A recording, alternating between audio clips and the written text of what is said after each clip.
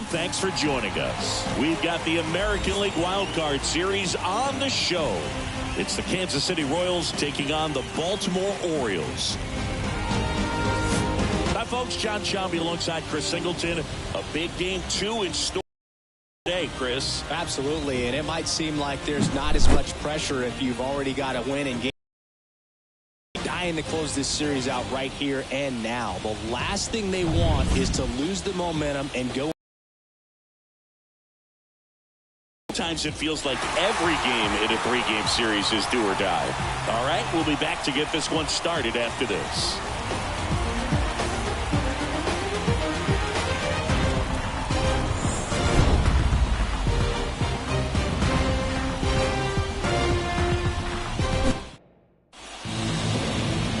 Just about to get underway, and getting a start for Baltimore, Zach Eflin. Try to stay back for that power changeup. Speed differential between the fastball and the changeup is huge. Hitters, they have a hard time staying back. Okay, all set to go. And now the right fielder, Tommy Pham.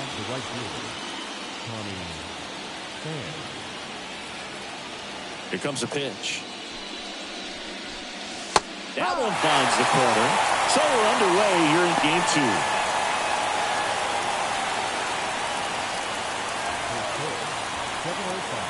Righty to the plate. Fought off foul.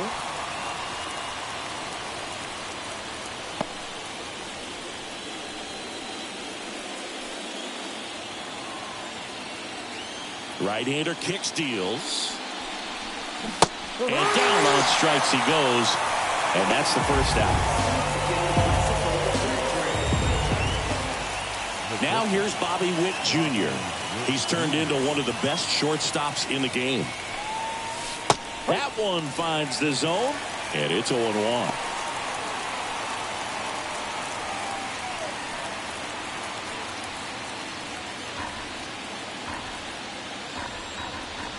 One down, base is empty. That clips the corner. 0-2 count, both pitches on the inside part of the plate. Hitter is thinking, I don't want to get beat here. This is a good time for something off speed away.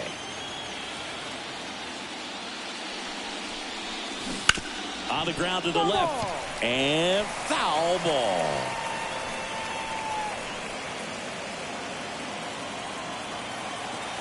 And the 0-2. Swing and a fly ball in the air out towards right center field. Westbrook snags it on the run. And here now the lineup for the Royals. The sluggers in this lineup might not be too happy about the fact that the wind is blowing in today, Chris. Yeah, and you hear pitchers talk about how good it feels when the wind is at their back. And for hitters, you almost feel like beyond just the pitcher coming at you, you've got this other force coming against you. So important to try to get on top of the ball in terms of hitting line drives, maybe really hard ground balls with a good exit velocity that'll get you a base hit, because it's very frustrating. You just hit one on the screws, think it's going to go out of the ballpark, and an outfielder is camped underneath it in front of the warning track. Almost got him. Straighten him up a little bit.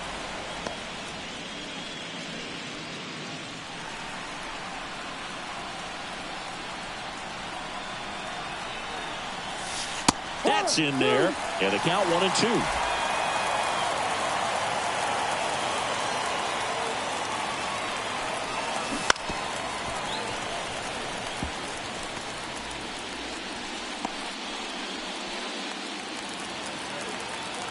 Two outs. This one popped up. Sizing this one up. And makes the grab. And that's the third out. Royals go down 1-2-3. Orioles due up in the first. No score. You're watching the American League Wild Card Series on the show.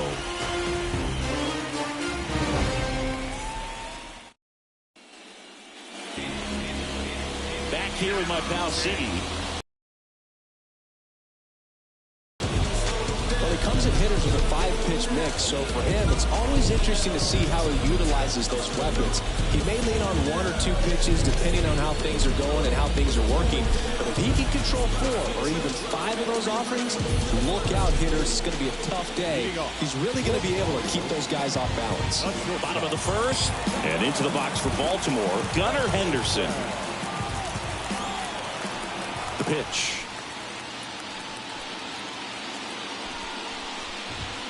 That one misses, and that's ball 1.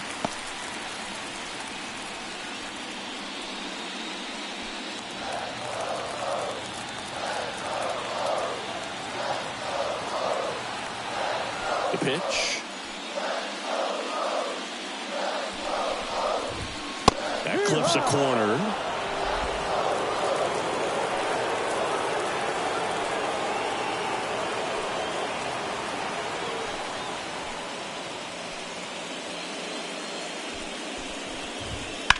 There's a swing and a drive. Fan going back on this one. Bangs off the wall. They're still chasing it as he rounds second. In safe at third with a leadoff triple to start the bottom of the first. He was all over that one. That pretty much split the zone down the middle, and those are the ones where you got to make them pay.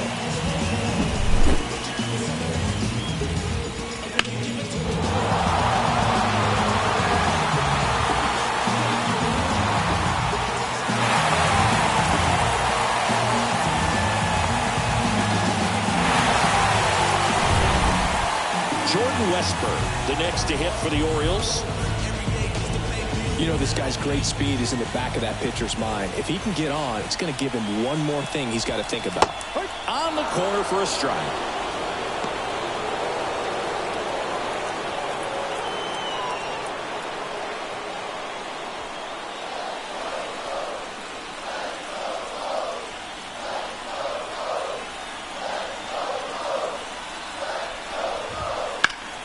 And fouled off.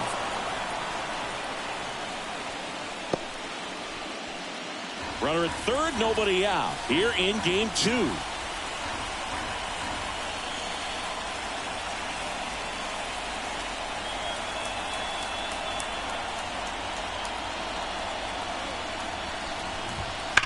On the ground. This looks like extra bases. Run scores easily, and the Orioles strike first. It's 1-0. And he's got a double. Well done. Drives in the run. I know that was a ground ball, but it was absolutely hammered through the infield. That's not one you're excited to get in front of if you're an infielder. You know they used to say, charge it. Crazy. Runner in scoring position, no outs. Digging in is the switch hitting outfielder, Anthony Santander. Inside, almost got him. Singy, maybe some nerves getting the best of him in the first? Well, it's hard to know exactly if it's nerves or not, but he just doesn't have it right now. Those hitters on the other side, they're going to say it's nerves and use that as a competitive edge to try to jump on him even more. And a pitch.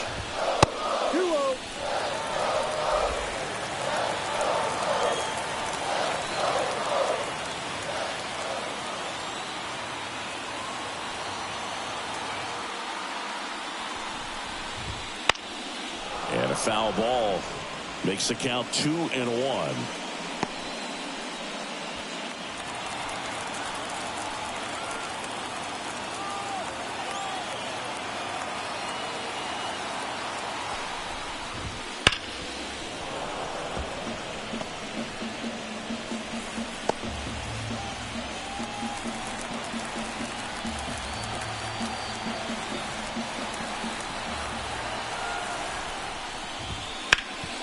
Hard hit to third.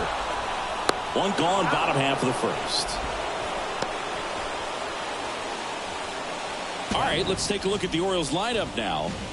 The sluggers in this lineup might not be too happy about the fact that the wind is blowing in today, Chris. Yeah, and you hear pitchers talk about how good it feels when the wind is at their back. And for hitters, you almost feel like beyond just the pitcher coming at you, you've got this other force coming against you. So important to try to get on top of the ball in terms of hitting line drives, maybe really hard ground balls with a good exit velocity that'll get you a base hit, because It's very frustrating.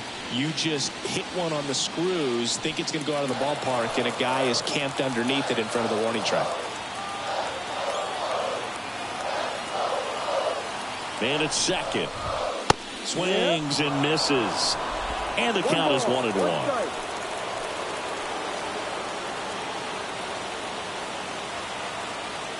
Kicks and deals. And now 1-2. 1 ball, 2 strikes.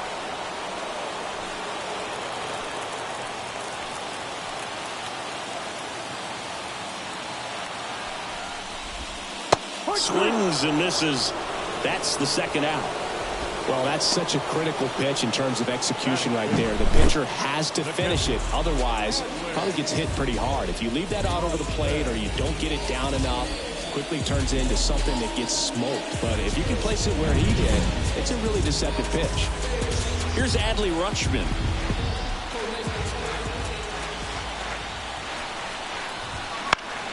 And there's a foul ball.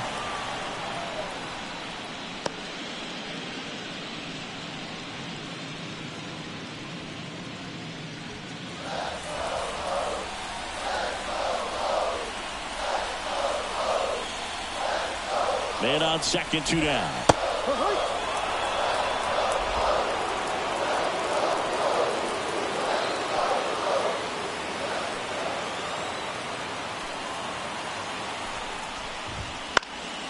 Foul ball. It stays 0-2.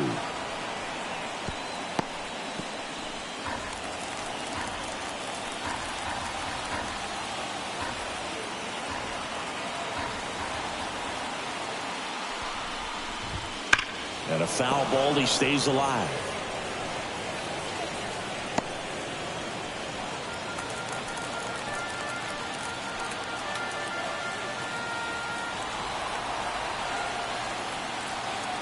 Oh, 2 now. Keeps the at-bat going with a foul ball.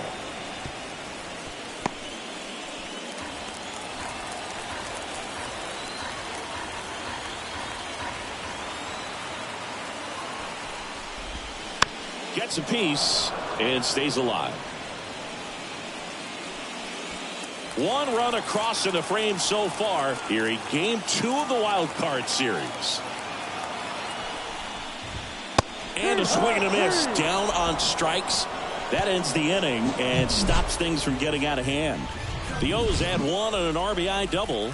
It's now a 1-0 ball game.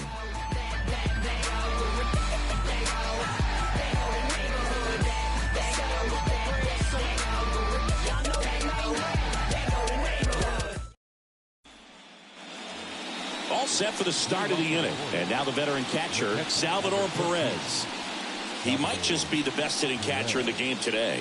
Well, Boog, he's so valuable, does a good job behind the plate, but offensively, he's a middle-of-the-order type of bat, especially when you talk about catchers, and their #1 job is to handle the pitching staff and prevent runs. This guy is able to add runs by producing them.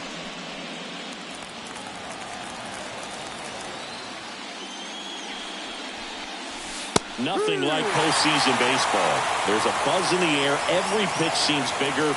It's truly special. And he deals. There really is a different feel to the postseason. I only got 5 games of postseason action in my playing career, but I treasured each of them. The wind of the pitch. There's a strike.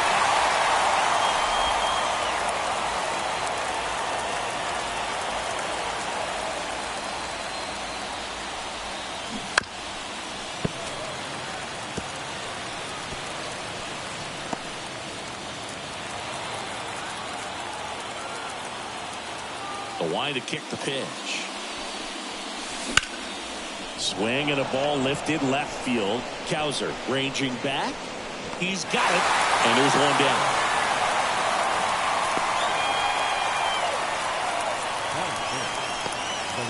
Here's the left fielder, M.J. Melendez.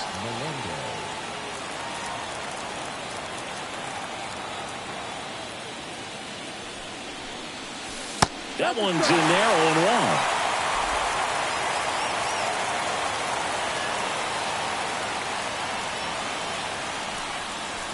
There's a swing and a miss. This guy's got such a good sinker. As a hitter, you've got to look up in the zone. If you look down, you're going to be chasing stuff in the dirt. Making the calls behind the plate in this one is Woody Keller. Yeah, and Woody does a pretty good job back there, Boog. He's got a pretty fair strike zone most of the time. Maybe some inconsistency here or there, but usually he's back there doing something. Throws to first in time.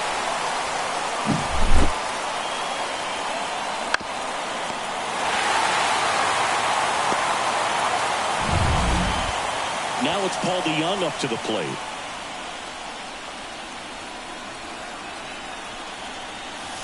There's a strike.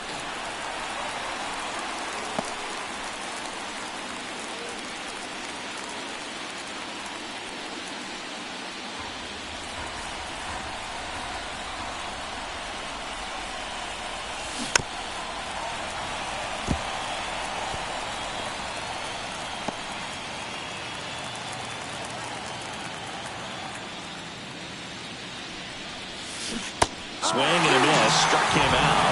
And it's a 3-up, 3-down inning. KC down in order. They're down 1-0.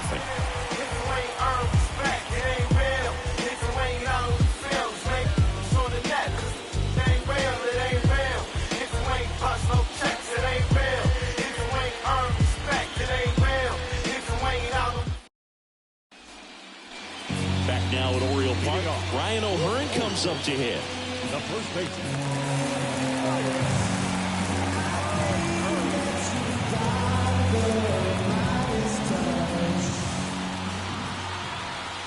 The right-hander back to work. Swing, and that ball smashed on a line. And it goes just foul.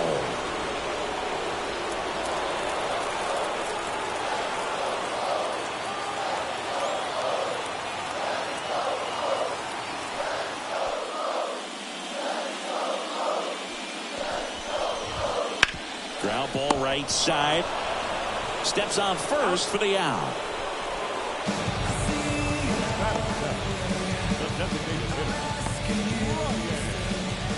Here's Ryan Mountcastle.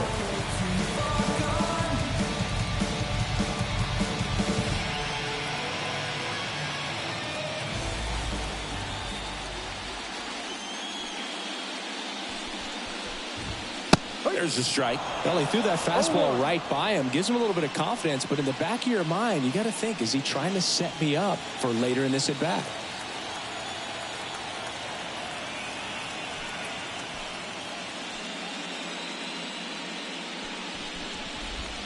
And it's even up.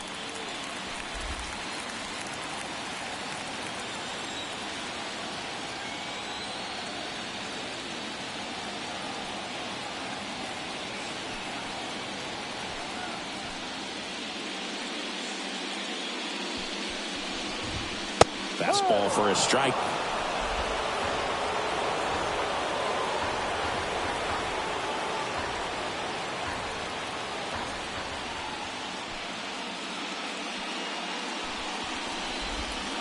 And another ball.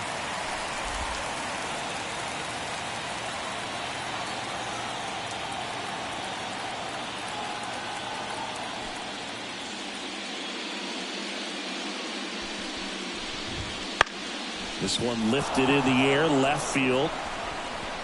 Melendez makes the grab, and there's two gone. Batting eighth, the third baseman. Two outs, base is empty. And next for the Orioles, Ramon Urias.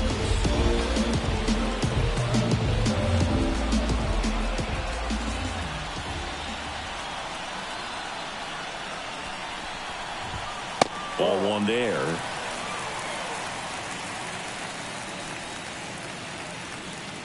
Two outs, base is empty.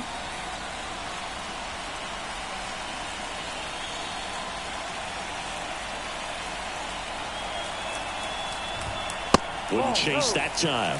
Good spot there, but didn't get the strike at the knees, and doesn't seem too convinced by the call out there on the mound as he tries to get a better sense of the umpire's strike zone.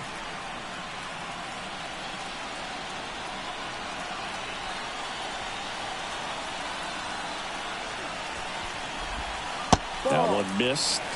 Well, I would expect in this 3-0 count, you're taking all the way. See if he'll walk you.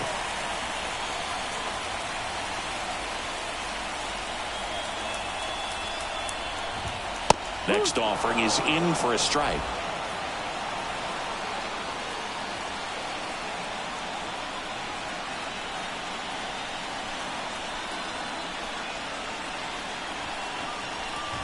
And that's ball 4. Pretty easy walk right there. Last pitch wasn't even much to think about. So man aboard. Here's the center fielder, Cedric Mullins.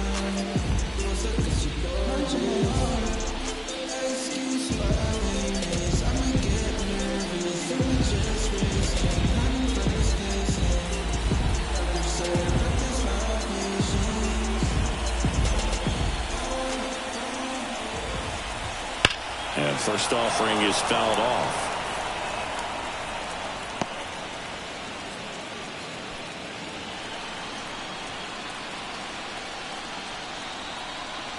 Two outs. Fastball for a strike. 0-2 now.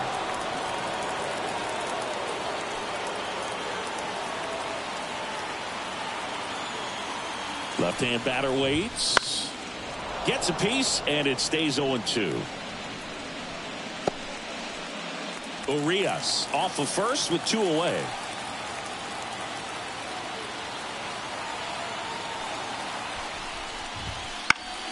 Stays alive.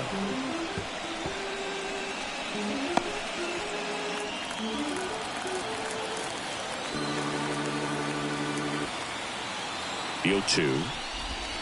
Ball. 1-2.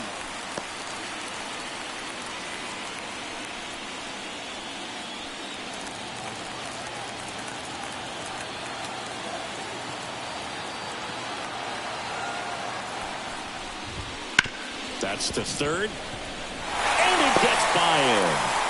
And that extends the inning. Just a simple ground ball the other way that had eyes on it, man. Sometimes that's all you need to do. Just let the ball travel, put the ball in play, and just hope it finds a hole. And here is Gunnar Henderson. Tripled and scored to lead off the game.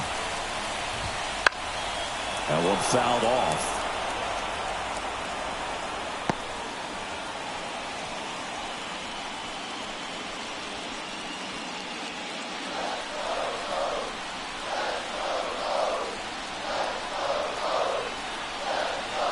Two on, 2 outs. That one finds the zone. 0-2.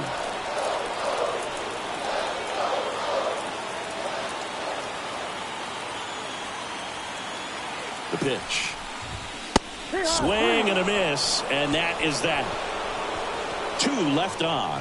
We head on now to the top of the third. It's the Orioles 1 and the Royals nothing.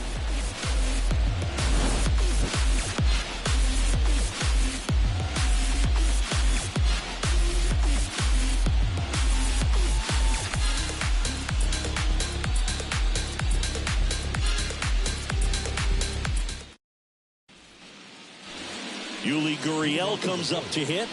The first baseman. Gurriel, a former Gold Glove winner, hitting 7th in today's lineup, and he was born in Cuba. Eflin back to work. Edge of the zone for a strike. 0-1.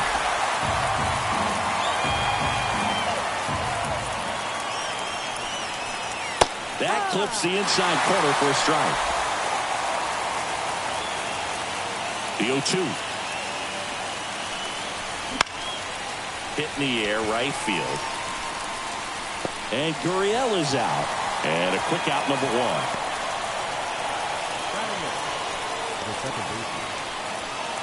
Here's the second baseman.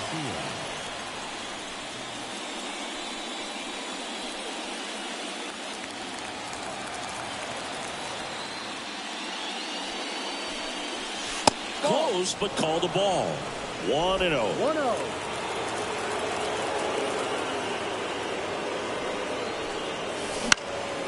High fly ball out into left center field. Mullins pulls it in on the run.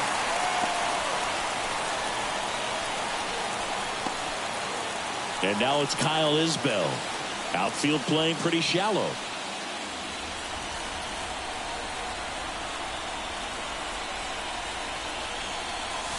Right down to shoot.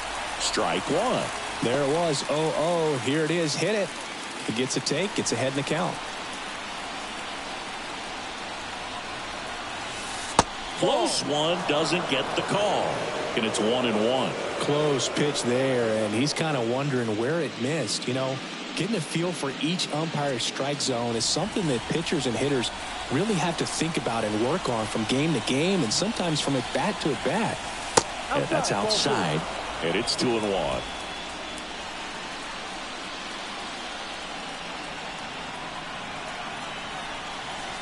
That's through there for a strike.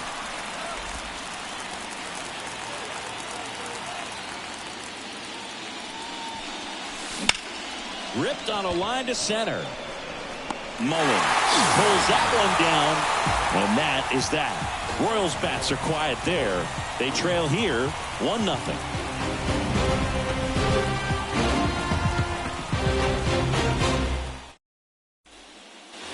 And into the box for Baltimore, Jordan Westburg doubled his first time up.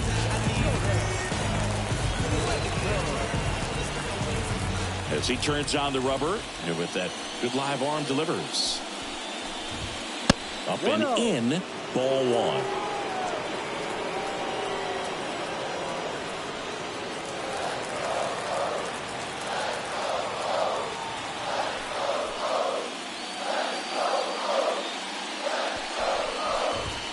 And a good eye there. You know, these Orioles showing great discipline at the plate, and patience definitely seems to be the name of their game in this one. He's only given up 1 run, but the starter's pitch count is starting to get up there, and that might be the best news yet for this offense.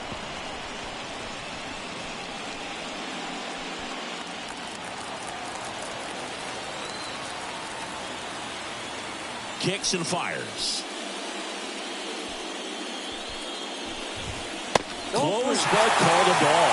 And that's ball 3. You know, sometimes all it takes is getting to the next arm before an offense does any damage, and that might be the case today.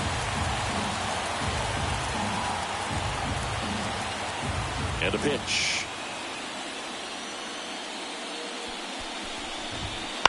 On the ground right side, and that's just foul.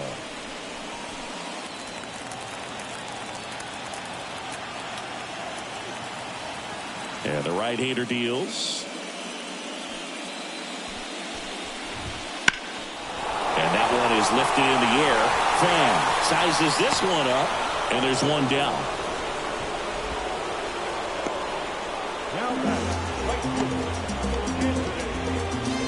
Anthony Santander at the plate. Grounded out his first time.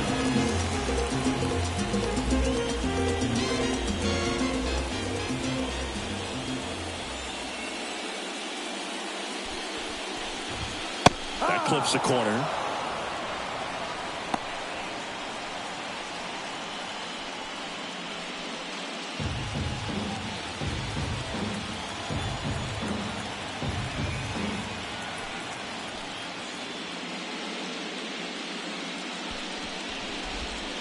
And that one almost got him.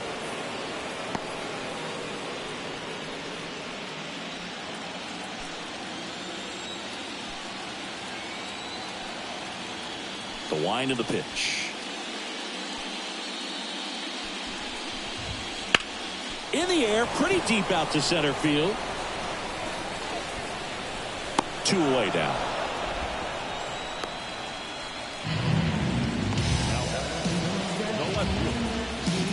Two outs, base is empty. Now here is Colton Cowser. Struck out swinging his first time. I think when you contemplate him as a player, the first thing you think about is defense, and you think about that great arm. I also think about the speed. If he can get on, that's going to give one more thing for that pitcher to think about. Right through there for a strike.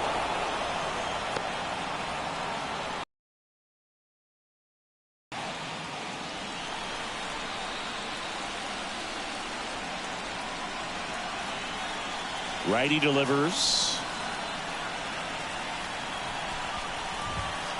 Swing and a miss, and that's strike two.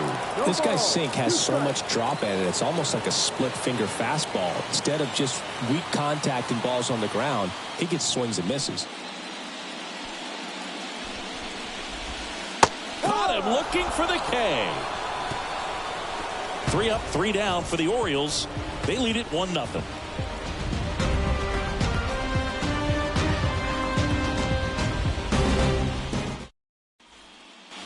So the lineup flips over. Here's Tommy Pham. Went down on strikes his first time through. The pitch. Fastball for a strike. 0-1. Well, these Royals just lacking discipline at the plate in this ballgame. They're chasing a lot of pitches outside the zone, and those chases are turning into a bunch of outs. Can they turn that around and stay within the zone? We'll see, but I think they have to. No trouble here. Puts it away for the out. And there's one away. So up now for Kansas City, Bobby Witt Jr. Flied out his first time. Singy, he's a guy that covers both sides of the plate about as well as anyone in the sport. How difficult is that to do? Well, just look at the back of my bubblegum card. You'll see how hard it is. These guys are great, man. They have the ability to look out there, but also to be able to turn on the inside pitch. Those that can really sharpen things on the outer half, those are the ones that become elite. That one's in there. And a count 1-1. The Royals still looking for their first hit in this one. And that one pulled foul. It's so hard to slow yourself down when you see that juicy breaking ball, but the most success happens when you try to take that right back up the middle approach.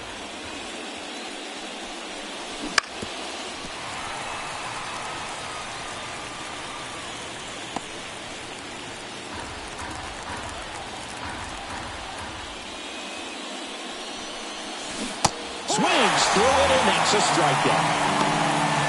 Well, I'd say he pretty much had to offer at that one. You don't want to leave it in the umpire's hands. Even though it ended up outside the zone, it still was close enough to where it looked like it could drop down right on that corner and get the call. Last thing you want to do is get punched out by the umpire knowing you could have at least fouled the pitch off and kept the at-bat going. Massey batting for the second time, and that's strike one.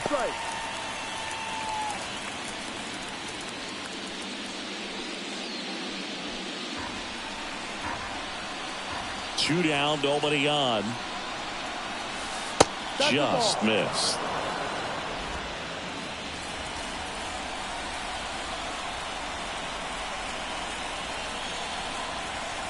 That pitch in for a strike, and it's 1-2. 1 ball, 2 strikes.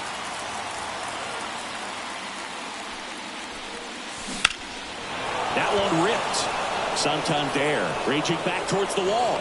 And caught on the warning track. Not quite enough behind that one. So 12 up, 12 down to begin the ball game.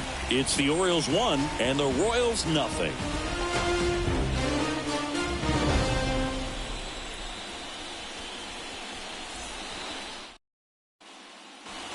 Adley Rutschman getting ready to hit. 0 for 1. He struck out swinging last time. And here it comes. Breaking ball in there for a strike.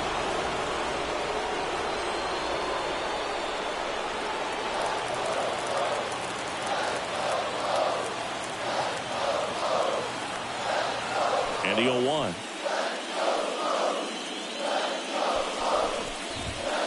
And that one fouled off.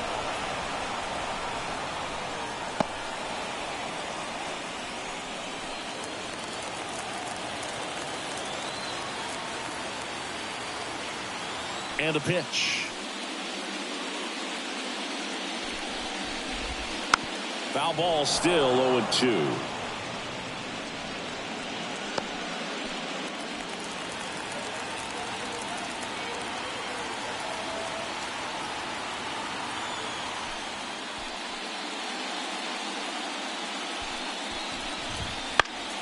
Knocks that one away, and we'll do it again.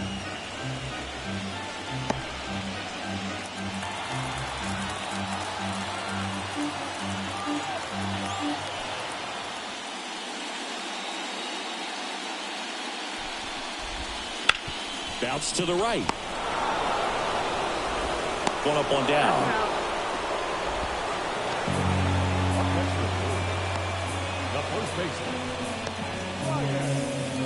So next to hit for Baltimore, Ryan O'Hearn grounded out his first time.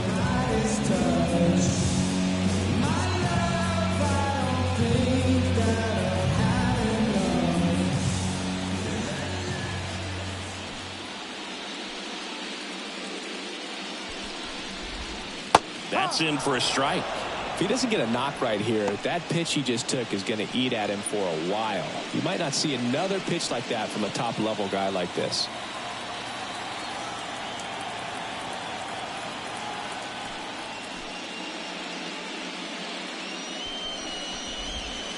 That's down and in. One out, bases empty.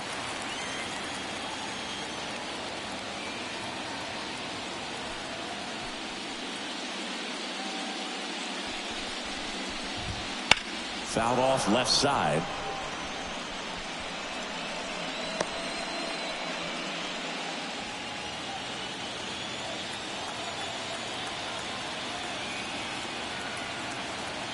One down, base is empty.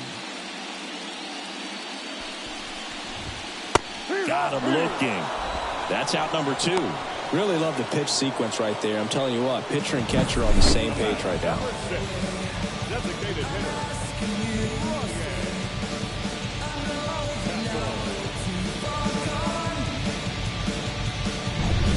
And now the DH, Ryan Mountcastle. Fly to left his first time.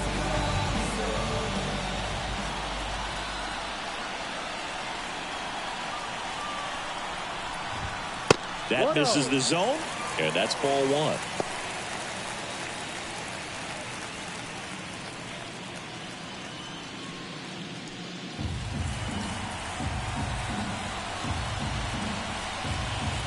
The pitch. And another ball. 2 down, nobody on. We're here in the bottom of the 4th.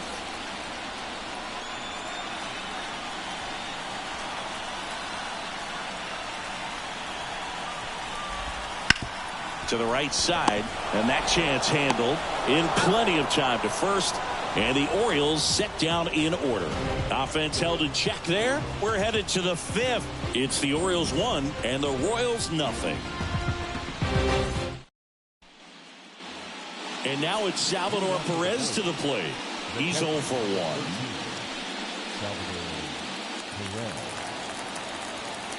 Here comes the pitch. Just off the outside edge, and that is ball 1.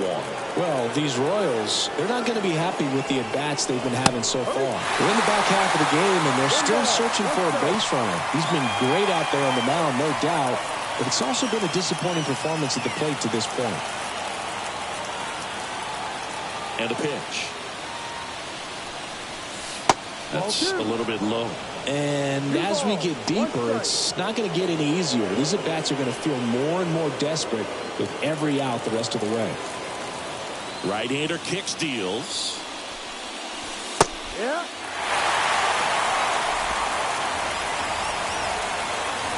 The wind and the pitch. This to third. And the leadoff man set down in their half of the 5th. The left fielder, number 1, MJ Melendez steps in for the Royals. He's 0 for 1.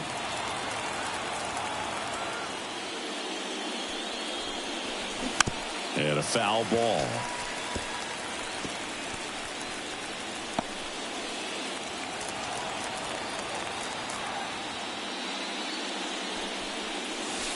And there's a curve through for a strike. Pretty impressive. We haven't seen that pitch from him much, but he's got a really good feel when he throws it.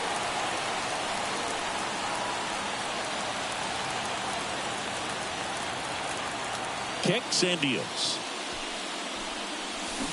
Fights that one away, and the count remains 0-2.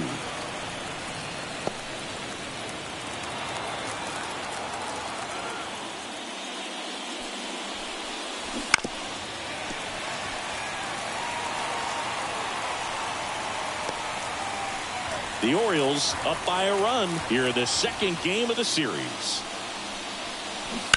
On the ground, right side, and foul ball.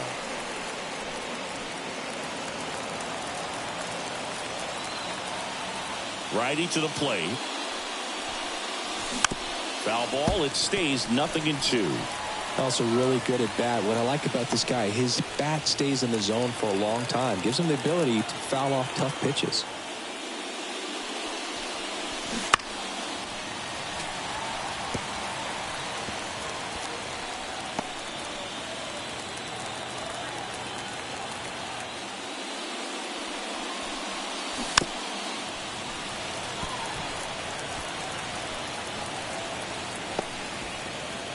Ninth pitch of the at-bat due next. Gets a piece there. We'll do it again.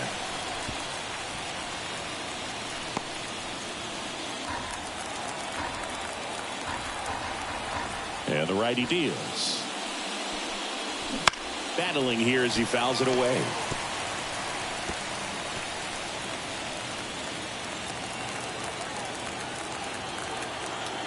One down, base is empty. Fights it off. He'll see another.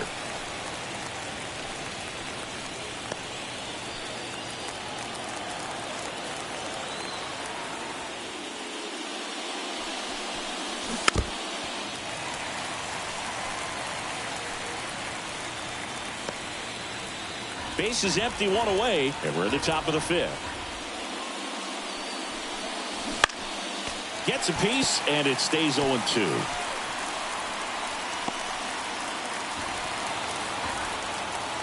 And he deals. Ground ball up the middle. That's a base hit. So a man aboard now with one away. Well, wore him down after an extended plate appearance. It ends with an out. At that point in the bat for a hitter, when you've seen that many pitches, you've gotten a look, you've fouled off pitches, so the confidence level is extremely high, and it seems like when you go that deep into an at bat, the hitter usually comes out on top. Runner on at first with one gone, and now it's going to be Paul DeYoung in for a strike, and it's 0-1.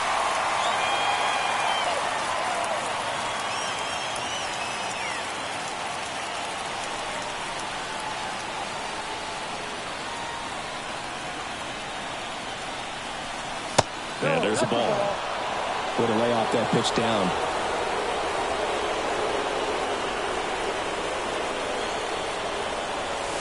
That one finds the zone.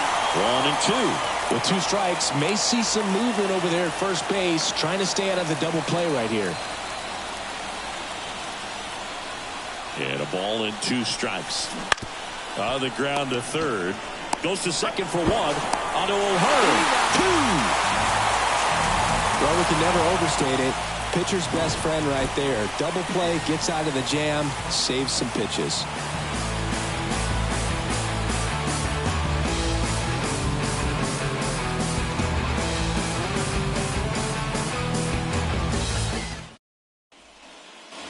Down the third baseman, Ramon Urias walked his first time.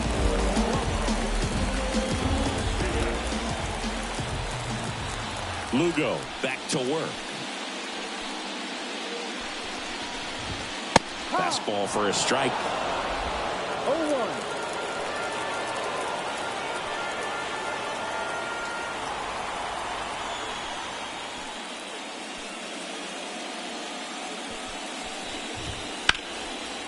Line drive, base hit. So a runner aboard to start the inning. Everything came together for him. Nice job of driving that pitch the other way on a line. You know, hitters, they take so many reps in the cages working on going to the opposite field, and it doesn't always translate into the game, but right there it did, and he did it perfectly. Cedric Mullins, the next to hit for the Orioles. That one finds the zone. 0-1.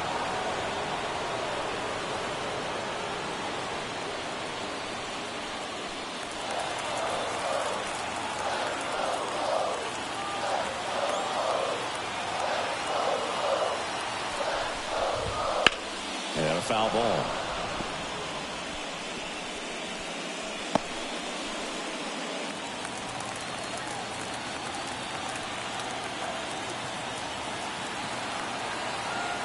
The pitch. Just off the inside corner. And it's 1-2. It's a good take.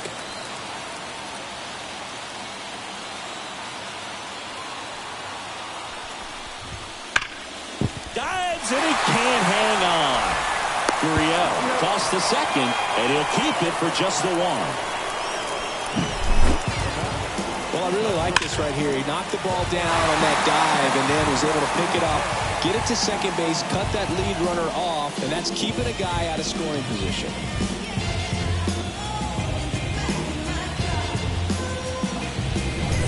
So back to the top of the Orioles lineup. And next for the Orioles, Gunnar Henderson. 1 for 2 in the game. He tripled and scored in the first. In for a strike. It's 0-1. Well, he's been incredibly efficient in this one. First pitch strike percentage over 70%. That's well above league average, and that's what's allowed him to pitch well up until this point.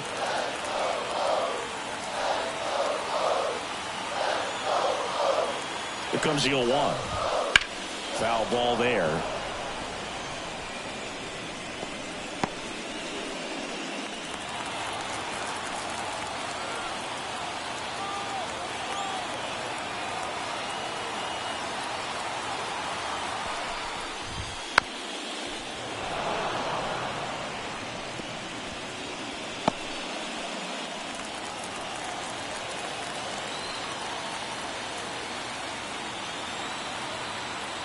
At the belt and fires. Close one. Doesn't get the call. Now 1-2.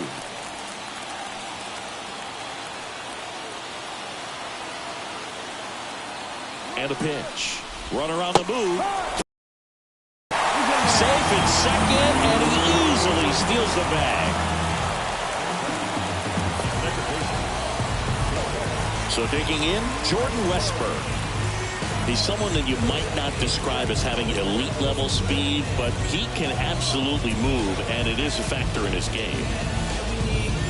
Look, this guy's definitely a plus runner, but what I love about him is that he goes all out every single time, never takes a break. It's guys like that, even though they don't have the elite speed, the fact that they're consistent with it, they make moves on the base paths. And there's a foul ball. Mullins on at second with 2 down.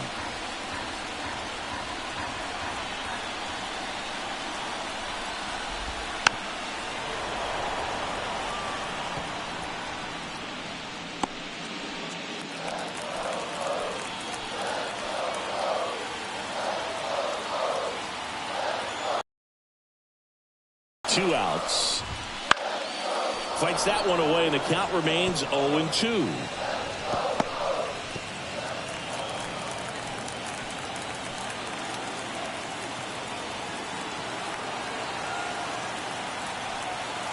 And the right-hander deals. And a foul ball. He stays alive.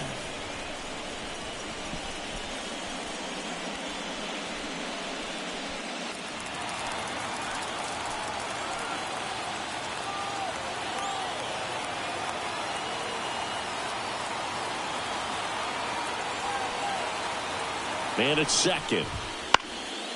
Gets a piece and stays alive.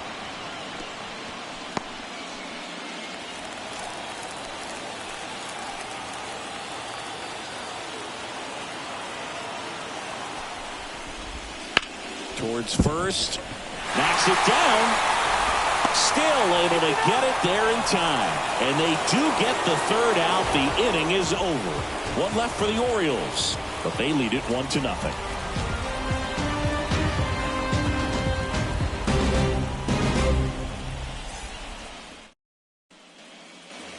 Well, one-run game. Here's Gurriel. Flied to right his first time.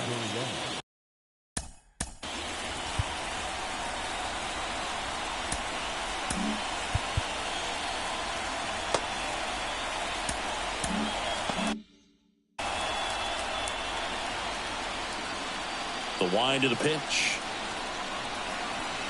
In there at the knees. Strike one.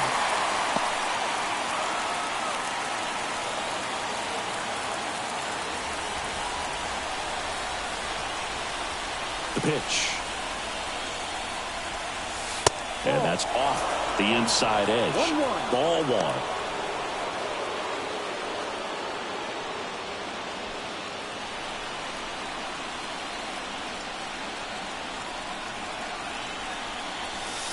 And a breaking ball drops in for a strike. 1-2.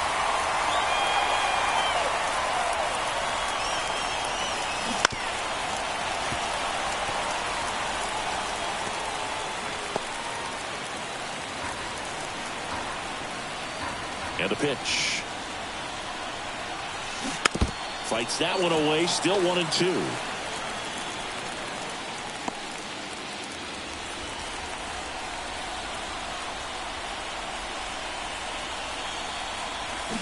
He fouls it off. We'll do it again.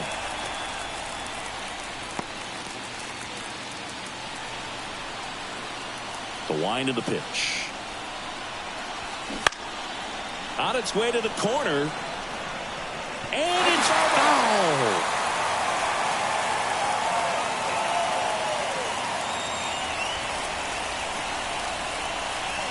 The pitch. In the air, left side. On the move. He's got it. And there's one down. Good pitch. You just kind of had him out in front on that pitch away and wasn't able to stay close. Now it's the second baseman. 0 for 1 with a fly out to center. What makes him special is a lot of pitchers lose movement in their stuff the deeper they go into a game, but he's just different. We see plenty of break in his pitches, even when he's running a little low in the tank. The Orioles leading by a run, and we're the top half of the sixth.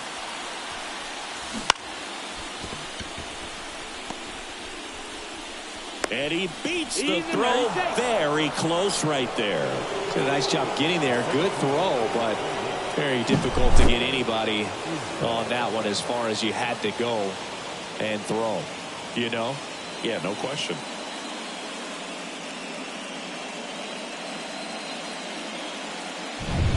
And next up for the Royals, Kyle Isbell. 0 for 1 so far. Bunt attempt. Popped up. Fires down to second. Out there. Oh, the catcher's so quick on that. Love the athleticism to get out there, cut off that lead run, and keep a runner out of scoring position. I tell you what, pitcher is very grateful for that. Back to the top of the lineup. Tommy Pham steps in for the Royals.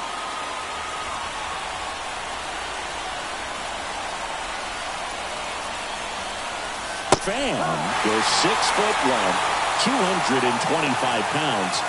They got him off of waivers earlier this season.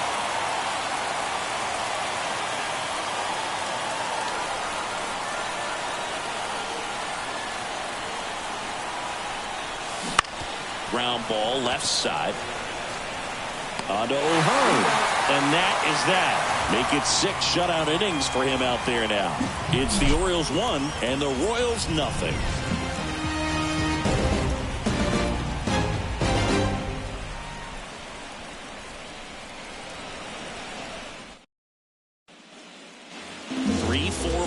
Due up for the home team. And into the box for Baltimore, Anthony Santander.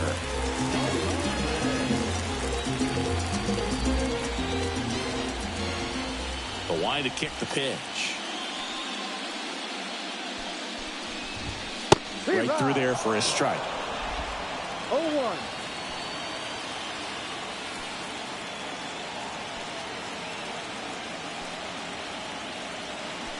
And the 0-1. Comes up empty. That's strike 2. Quickly in an 0-2 count, you've got to figure out a way to shorten your path to the baseball. Put it in play somewhere, then you got a chance.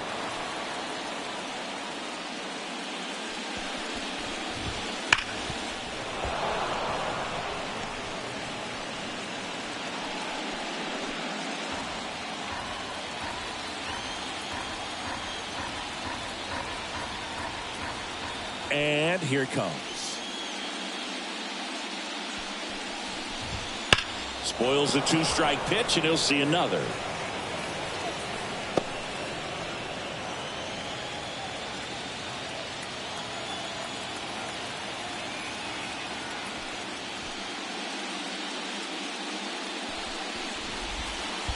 comes up empty as he chases that one in the dirt. Perez collects, fires to first, gets him. One away on a drop third strike. Well, that was perfect execution of that curveball. Down and in, he gets it out of the danger zone, and you really can't do it much better than that. It's in the zone the entire way, so you have to swing as a hitter, but then it just falls off the table and almost hits you in the back foot.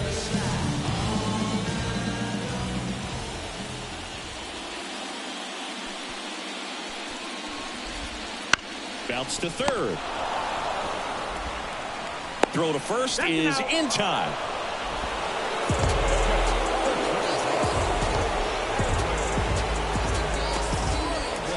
Now the Orioles catcher, Adley Rutschman.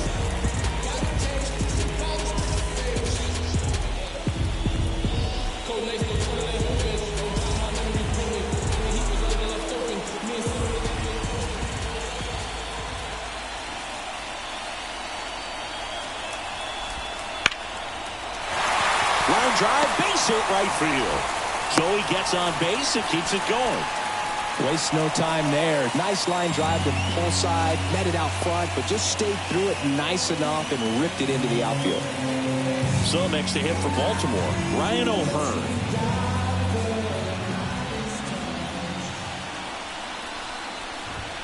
Going along. No ball. One strike.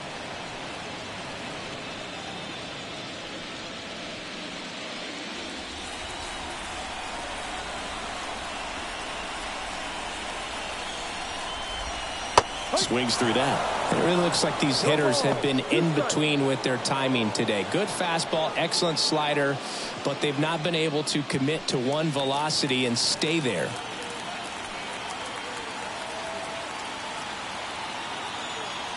Two outs. Gonna count 1-2. One ball.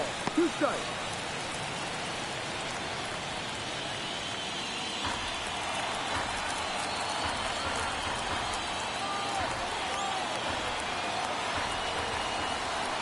Kicks and fires. Fouls it off. Still 1-2.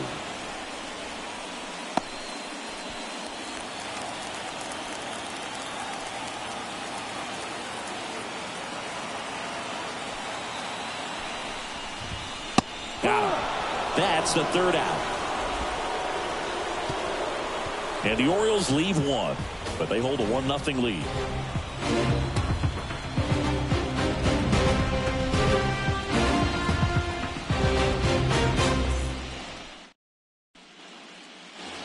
And the batter now, Bobby Witt Jr. You talk about elite defensive players, especially in the middle of the diamond, and this guy is at the top of the list. And the right-hander back to work. Up and in, and that's ball one. Yeah, we go beyond just the fielding percentage and what it looks like, but the ability to have range and close holes that are normally there against an average defender. But this guy is special, and you can see it in his first step quickness.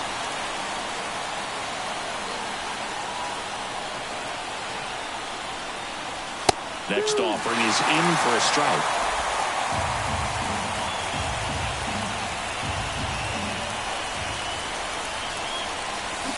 That one is absolutely belted.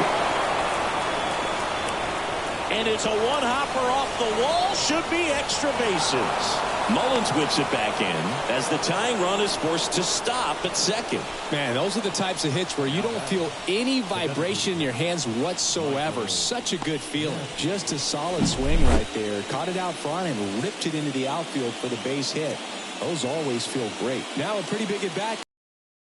Even this ball game up. Runner in scoring position, no outs. Here's the Royals designated hitter, Michael Massey. Check swing, he went too far, and it's a strike.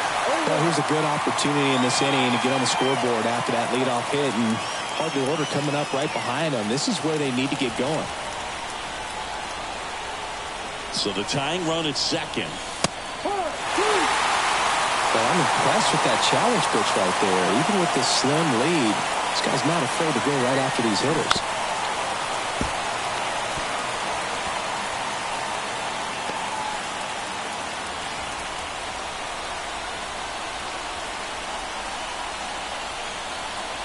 And it's second. High fly ball, right field. This could go the distance. Home run. That should get the dugout going. It's 2-1. Well, that swing changes things. Yes, it does. They were in striking distance. They found a way to fight back big time.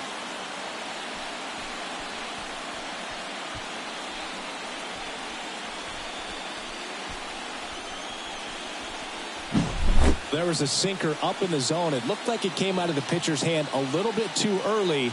Doesn't have the velocity that good four-seam fastball does. And at the plate, he didn't miss it.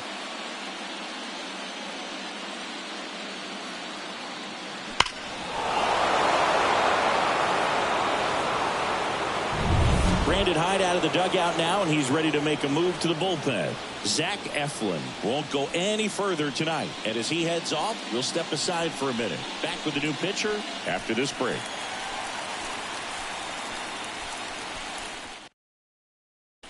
Jacob Webb will take over here. Just trying to keep this one close here, and this is where a bullpen can give their players a chance to fight back into the game.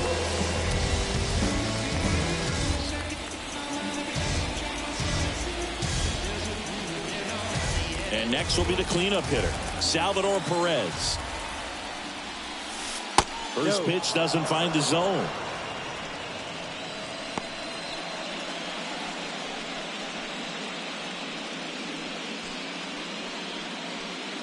Nobody on, nobody out here in the late stages of game 2. That one's in there. And the count 1-1. Movement in the bullpen. Keegan Aiken is up and throwing for Brandon Hyde. Perez also getting ready.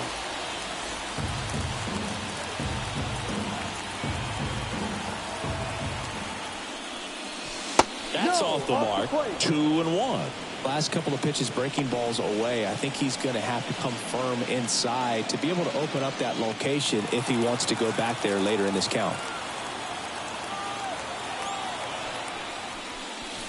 That one catches the zone, and the count is even 2-2.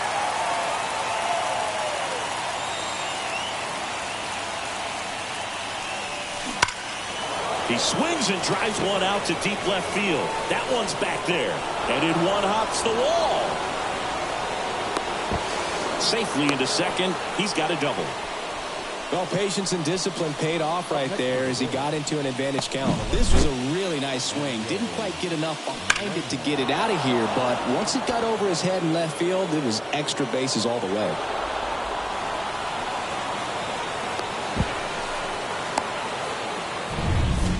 And to the plate for Kansas City, MJ Melendez. 1 for 2. And immediately pumps in a strike to the left-handed hitter.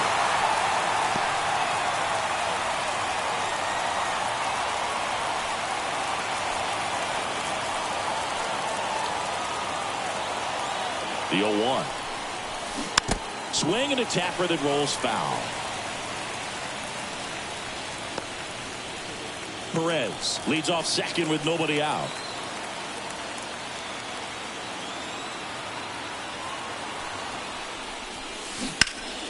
Foul ball, still 0-2.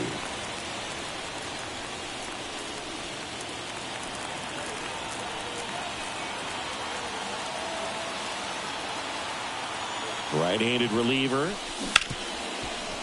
Oh, he gloves it. Throws from his knees.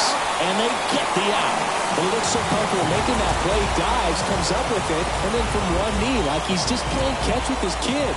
Nice throw across the diamond at first.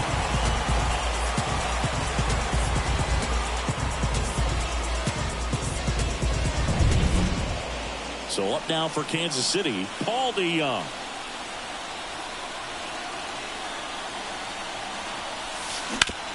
Hot shot to third. Tosses across the first. And now 2 gone. Well, there's a lot riding on that at bat right there. Nice job of the pitcher to bear down, make the pitch, get the ground ball. Excellent piece of work.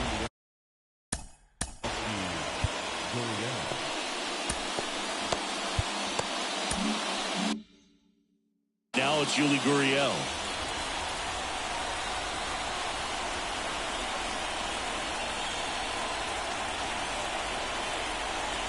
First pitch misses. 1-0.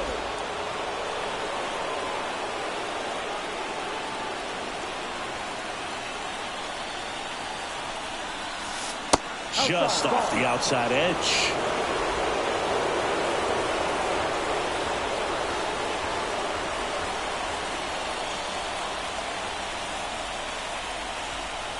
Pitch is in there. That's strike one.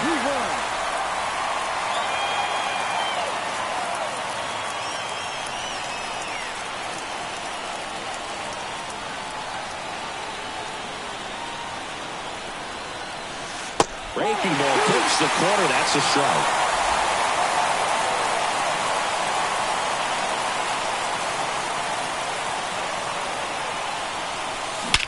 Swinging a drive. Gurriel blasts one deep to left. That one carrying, and it's gone. He rocketed that one out of here. It's their second home run of the inning, and they boost their lead. It's 4-1. And that shot makes their grip on the lead even tighter.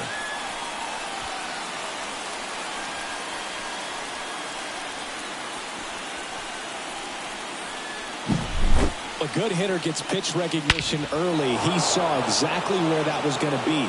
The challenge, not get over anxious and come out of your swing. He stayed on it and got all of it. Next to hit, number 11. Ball. And the first pitch misses for ball one.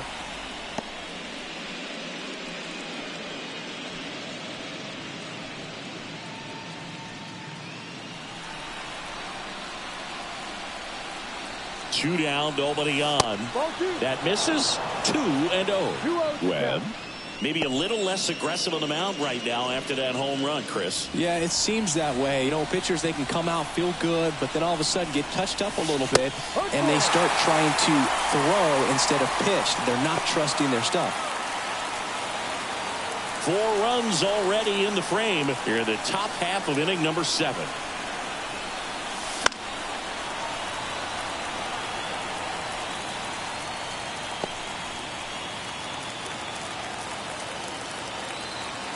Two outs. Stays alive.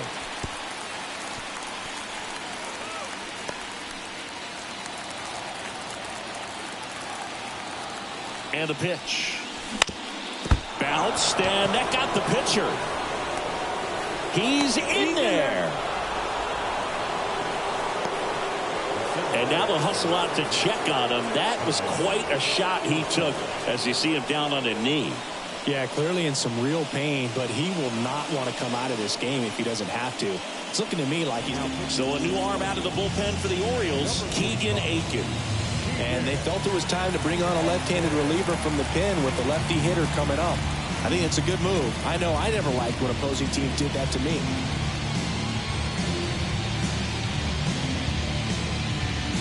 Two outs, runner at first. Kyle Isbell now at the plate.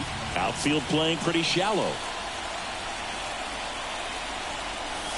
First pitch just misses. Well, he's been good for the most part. Is it going to take someone going out to the mound to maybe refocus him a bit? You know, partner, every pitcher's a little different. I liken it to you. Sometimes you come in and you're not as focused, and I kind of do what it takes to get you on track, and then you have a great show. So perhaps it's the same with him. Nobody really wants their rhythm broken up, but sometimes they need a little pick-me-up.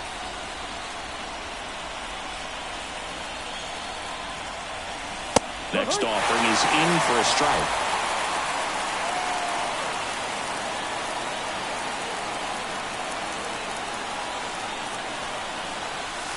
Just missed.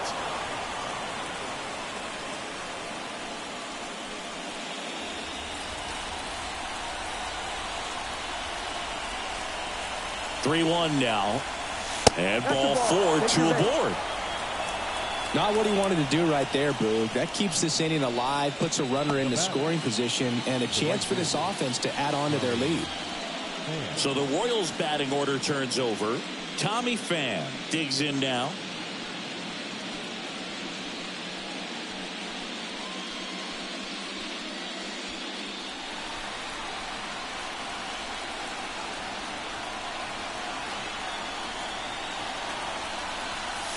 That clips the zone. That's strike one. First and second, 2 down.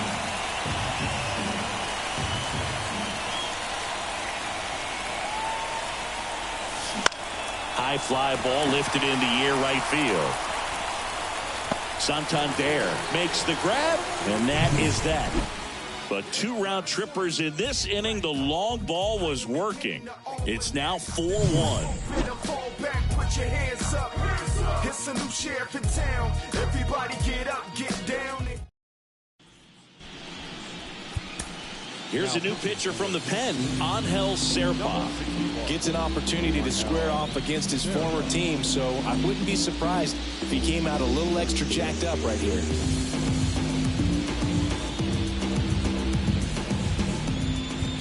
So now here's the DH, Ryan Mountcastle.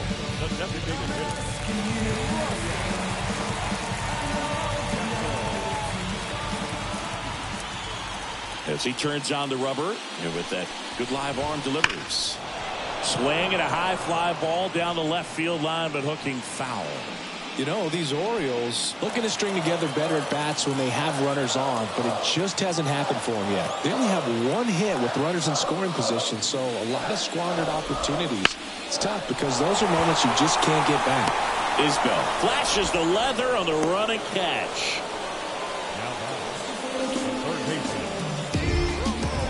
And now, Ramon Urias.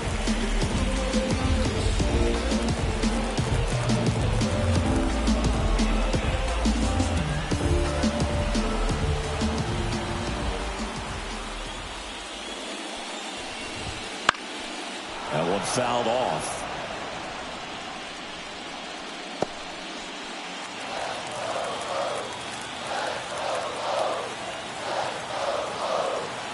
The 0-1. Swing and a miss as he was late that time. It's been tough for the offense so far, but you can't get frustrated. You got to find a way to shake it off, go up there and relax. That's the only way you're going to be able to put runs up on the board. The pitch. Misses. Really good take, especially with 2 strikes.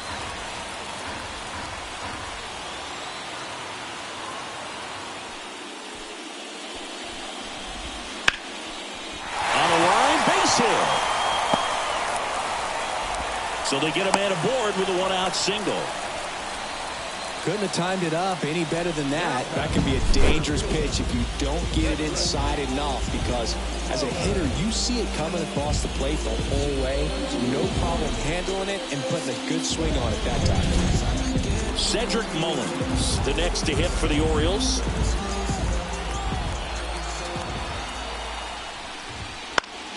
Fought off foul. Now this team is definitely looking for a big swing of the bat right here. Try to close that gap. But, you know, at the very least, if you could find a way to manufacture that run from first, it feels like it's really important to getting back into this ballgame. And now the 0-1. Maybe a 2-ball. 5, 4, 3, double play. And the inning is over. No runs, 1 hit, no errors, and no one left. We look ahead to inning number 8. It's the Royals 4 and the Orioles 1.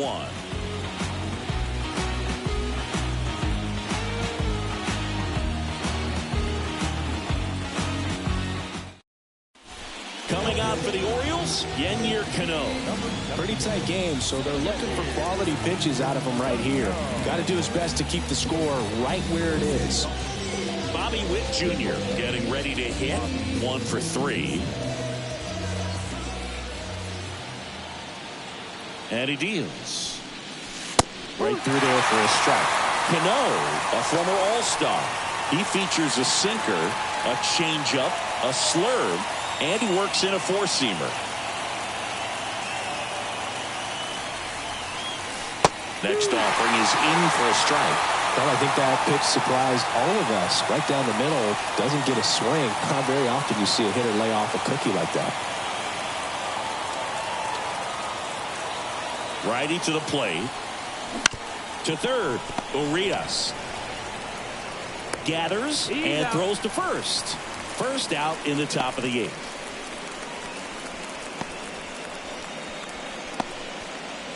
Michael Massey steps in for the Royals. He's already homered in this game.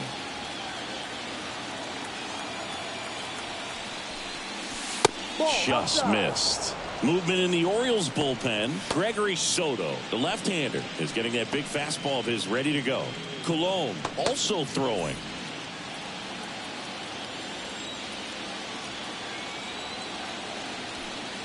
Right-hander kicks, deals. Ball.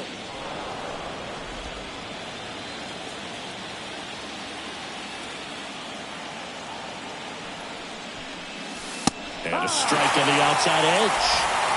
Base is empty, one away, and we're in the top of the 8th. In there for a strike at the bottom of the zone. Well, with that velocity, if that's all you're seeing, 88, you can handle that all day long. That's what you get in batting practice. But off the velocity of the fastball, that is a very tough pitch to adjust to.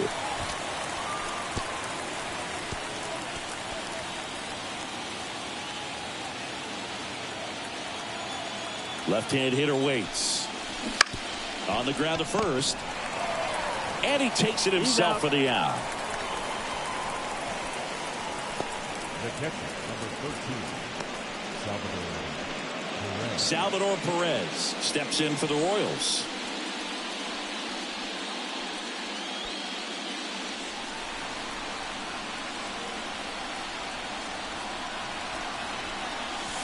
Edge of the zone for a strike. And it's 0-1.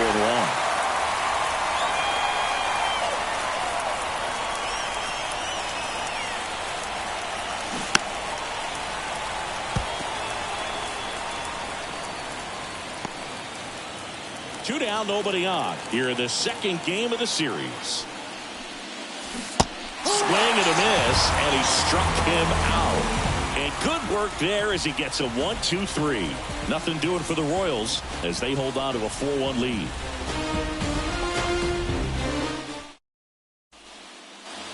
So the batting order turns over. Now at the plate, Gunnar Henderson. He is quite an athlete. I mean, you look around the other sports, basketball, football, you feel like he could thrive in one of those sports too. And immediately pumps in a strike to the left-handed hitter. Got to keep things airtight defensively right here. On your toes, ready to make a play. If you can get this to the 9th with a 3-run lead, it should be a W. Thumbs up empty. Love to see it. Power versus power right there.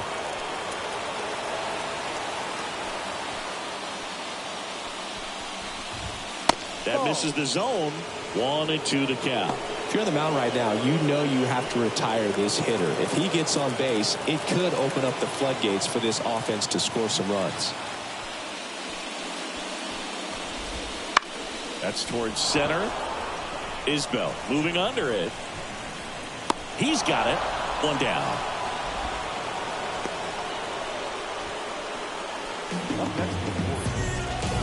Jordan Westburg, the next to hit for the Orioles.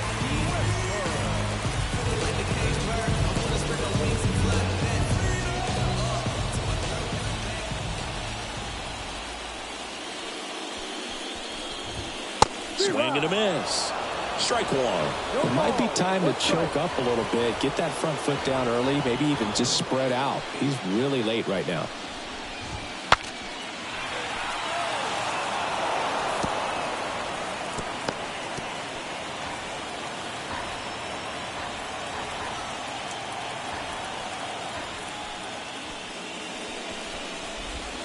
Pitch is in the dirt.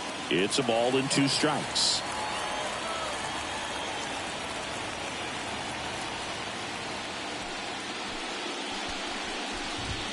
Just missed. Great job of laying off those pitches down in the zone to even the count up at 2-2. Such a better feeling for the hitter. One down, base is empty. And down on strikes. 2 gone. And now Anthony Santander. 0 for 3. A fly out, a ground out, and a strikeout.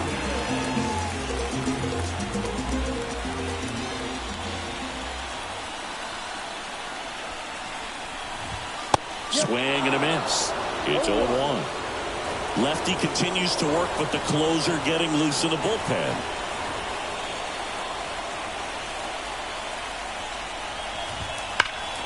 And that one wrapped foul. He's getting the barrel to the balls. Just got to work on that timing a little bit.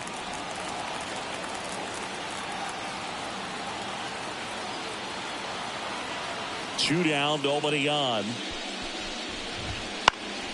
Keeps the at-bat going with a foul ball.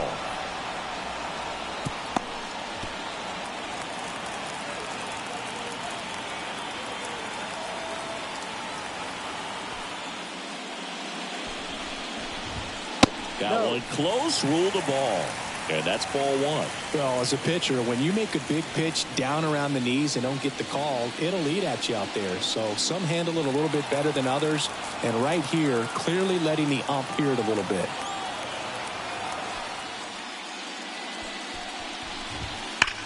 Swung on, belted. That's back there. And it bangs off the top of the wall. Fan whips it back in. And they hold him at second. Maybe this is going to be the moment they start the comeback. Well, that'll make you feel good as a hitter right there. Showed off some really nice oppo pop with that swing and just couldn't get it over the fence. But I absolutely love everything about that approach and the mechanics right there.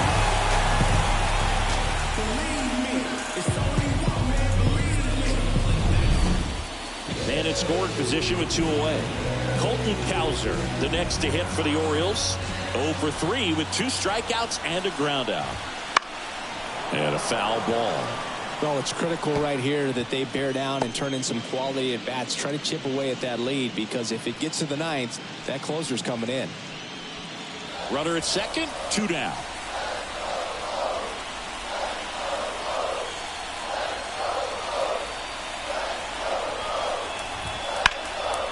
And a base hit up the middle. Around third. He'll score easily. And now just a 2-run deficit. Puts a run on the board and picks up an RBI. Other than ripping one into the gap or blasting one over the wall, there aren't a whole lot of hits that are more satisfying than a nice line drive in the center field. So that definitely felt good. And now a chance to maybe get creative on offense with good speed on first. So 2 down. And now the catcher comes up to hit. Adley Rutschman. There's a strike.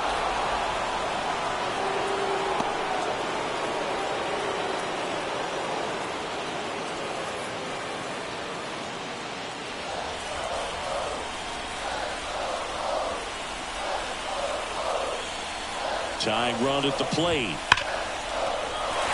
Line drive, base hit. Lead runner touches second, headed for third. And the throw's off line, safe at third. The first baseman. So 2 on with 2 away.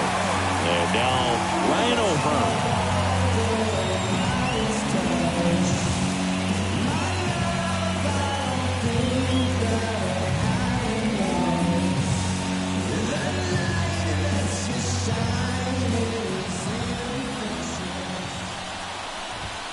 Right through there for a strike.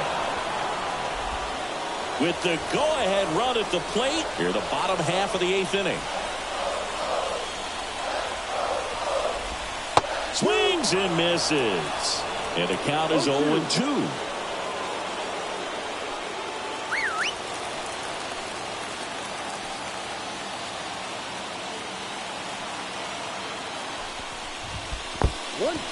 This one in the dirt. No movement on the bases. 1-2 the count.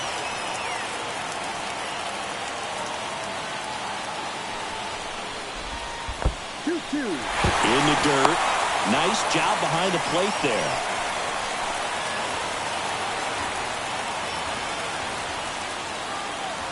Lefty out of the stretch. Runners at first and third. They take the force out. Inning over, and it could have been worse. But the RBI single pushes across a run. It's now 4-2. The left-hander on now, Danny Coulomb. Bringing in the lefty with the left-handed hitter coming up to hit. Classic bullpen move right here, so we'll see how it works out.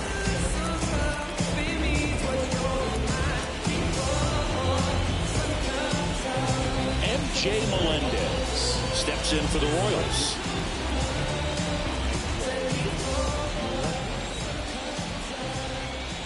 Here comes a pitch.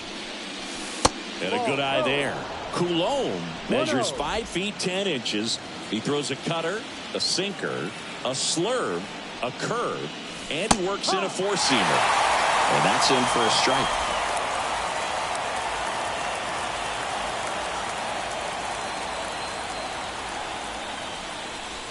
And that's a strike.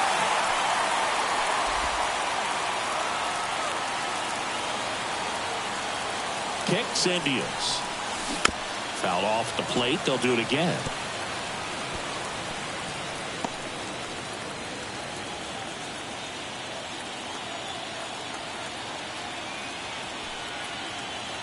Left-hand batter waits. Hits and misses. It's a strikeout.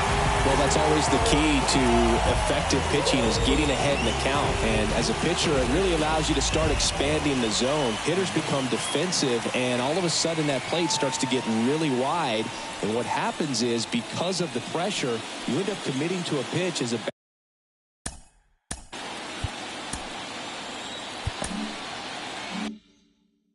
batter before you recognize what it is, and that's what leads to the strikeout. DeYoung stands in now and watches strike one.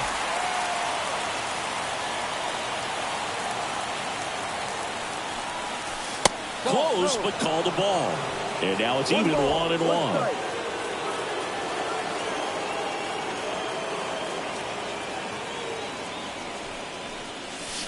Right through there for a strike.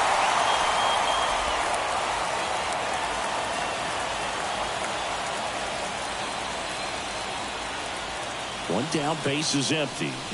Got him swinging. Had him out front for strike three. Very strong coming out of the pen so far as he punches out the first two batters he's faced in this one, getting straight to work. Man, it's talked about a lot, but relievers are just so electric these days. These aren't fun at bats if you're a hitter. I'm so glad I'm retired.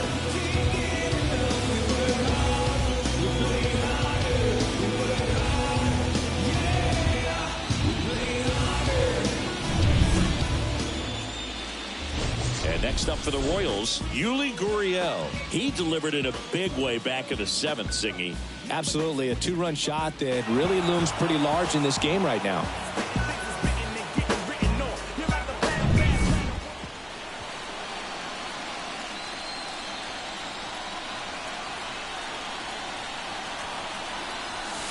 That one finds the zone, and that is strike one.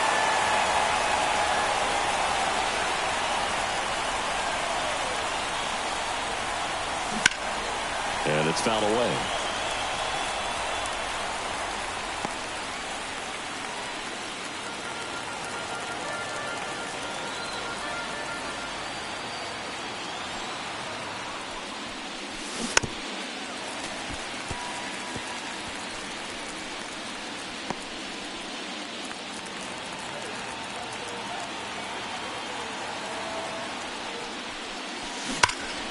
And they'll do it again.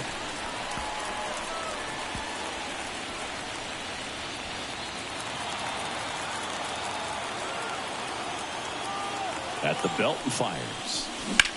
Line to left. Base hit.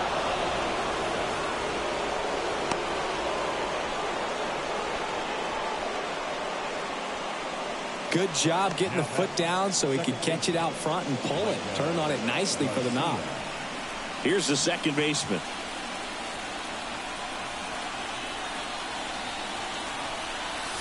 And that's in there for strike one.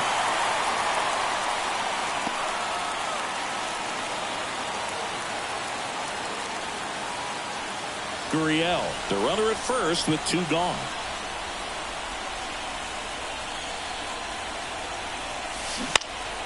He swings and fouls one off.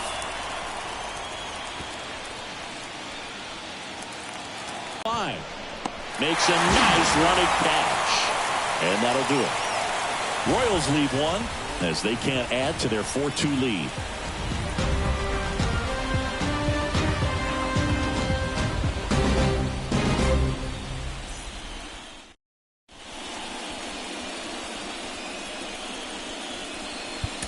New pitcher in the game for the Royals, Lucas Erceg. And I can't imagine any save is an easy one. You're holding a small lead on the scoreboard, and you know those hitters are going to give you the best at-bats they can. So it's always high stress. Let's see what he's got here to try and close it out. Now it's the DH, Ryan Mountcastle. And here we are, ninth inning elimination game, and they're trying to keep their season alive. They need him to get on base. Yeah, that's the key. You get on base, you divide that attention a little bit of the pitcher on the mound, and maybe the next hitter gets a mistake and hits it a long way. And a foul ball.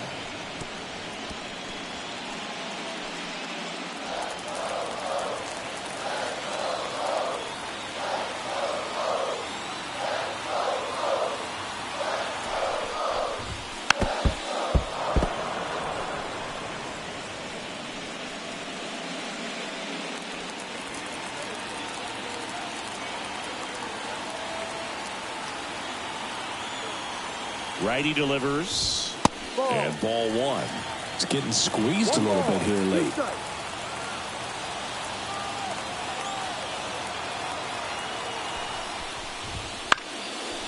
On the ground to third. In there safely. So he gets on base. An elimination game, one at a time, right? And all of a sudden the pressure moves to the other team. They came into this one feeling pretty good, but now that he's on, changes things a little bit. Here's the third baseman, Ramon Urias.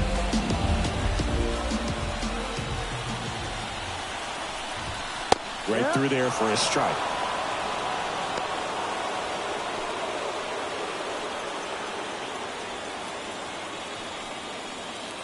With the tying run at the plate, here in the last half of inning number 9. Next offering in there for a strike. And it's 0-2. Well, he's gotten ahead with 2 pitches down in the zone. He has plenty of options right here. He can go up, he can go away, he can add velocity, he can subtract. Gets a piece, and it stays 0-2.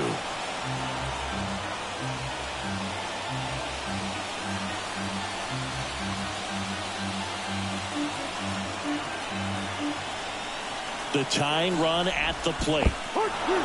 Swing and a miss. Struck him out. And an excellent job keeping it right there.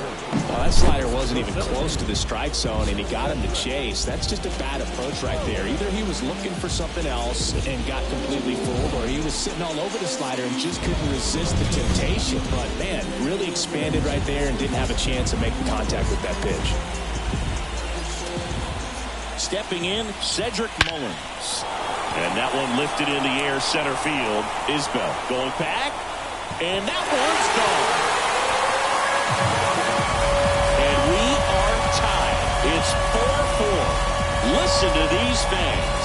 This place is absolutely buzzing right now. You can feel the energy all the way up here in our broadcast booth.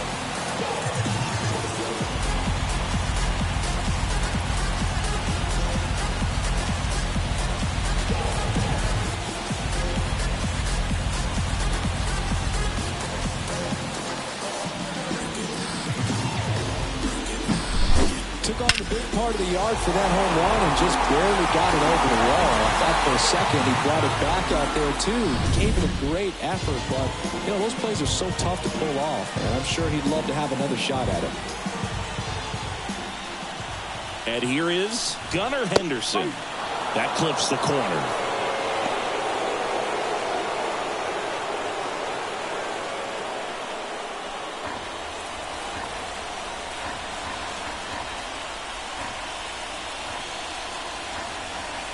This guy's got good power. With one swing, he can win it for him.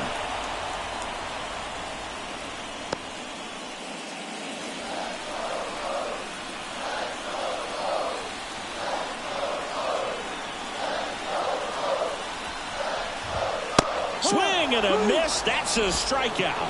Couldn't hit the fastball at the knees. Jordan Westburg, the next to hit for the Orioles.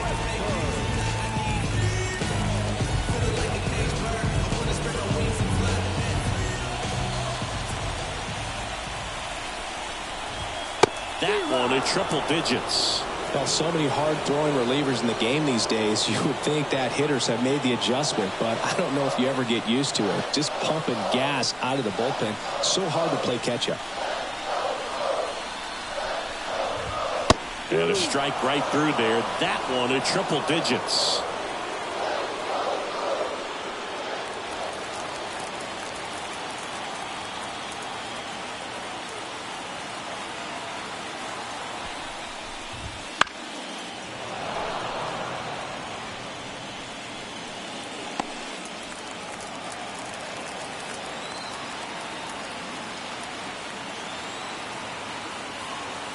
Trying to send this to extra innings.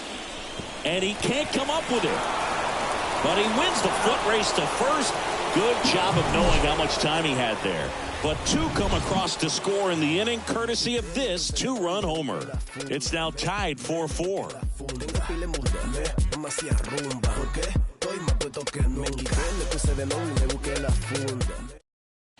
Gregory Soto into the game. Number 65.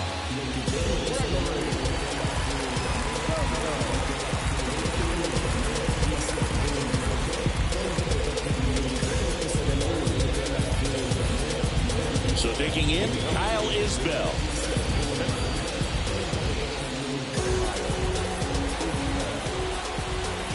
And a pitch. And that gets the top of the zone for a strike. Well, it's kind of deflating. You blow that lead in the bottom of the ninth, so here's a new opportunity.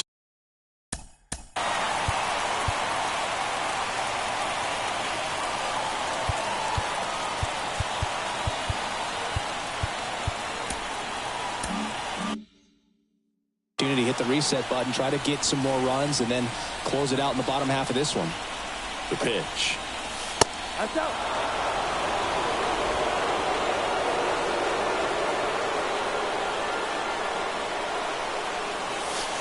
And that's downstairs and outside.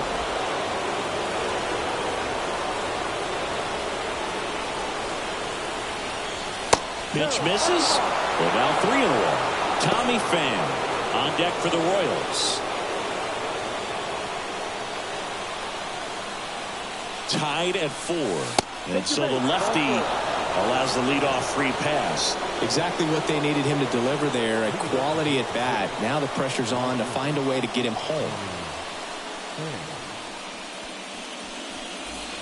Now here's the leadoff hitter for the Royals, Tommy Pham. 0 for 4, a couple of flyouts. He's also grounded out and struck out.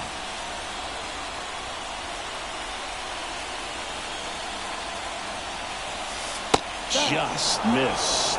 Good slider down and in can be so hard to get on plane with. You're better off taking that pitch. And there's your strike. Activity in the bullpen for Baltimore. CNL Perez is up and throwing for Brandon Hyde.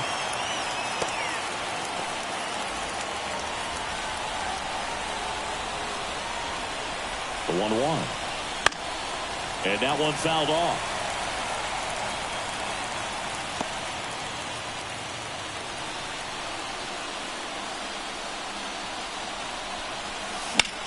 Liner snagged it first. Dives for the bag. Got him. Double play.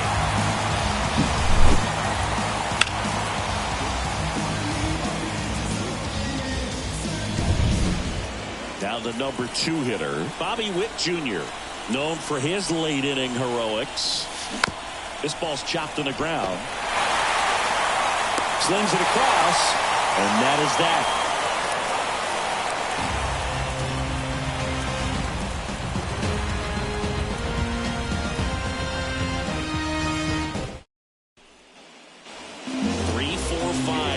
For the home team.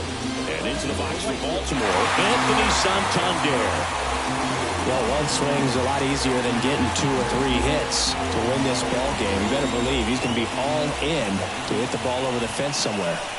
The right-hander back to work. That's outside. 1-0.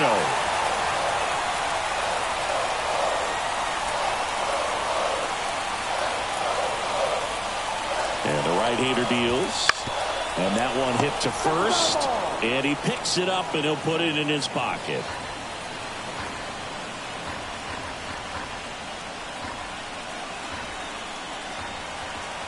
1-1 now.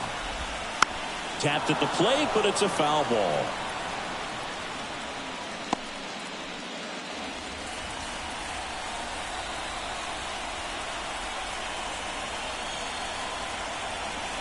The 1-2. That ball is foul, and the pressure is building.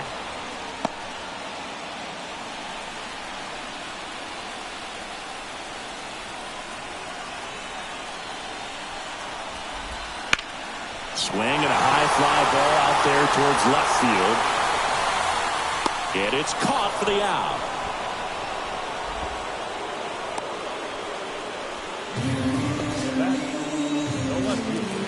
Now the left fielder, Colton Cowser.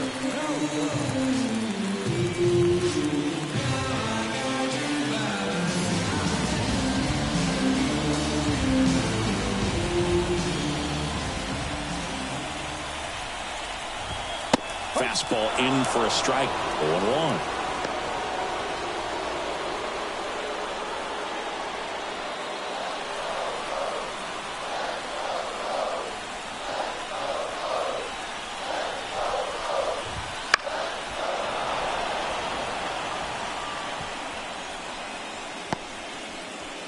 Base is empty, one away, and here in extra innings.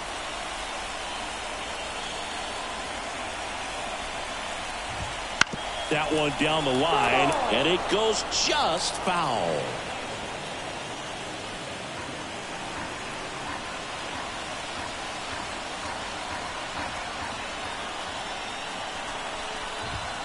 Got him swinging. It's a strikeout.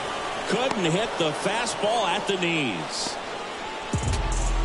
And now here is Adley Rutschman, the catcher. If you don't get ahead in the count, you can forget about having any success against him.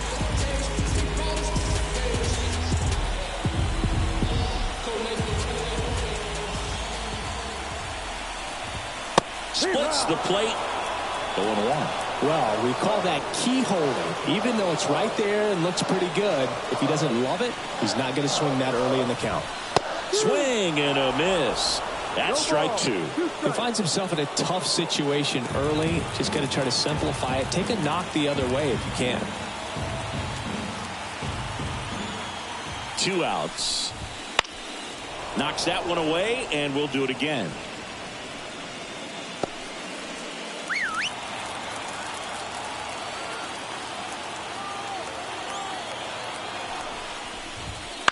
Gets a piece there. We'll do it again.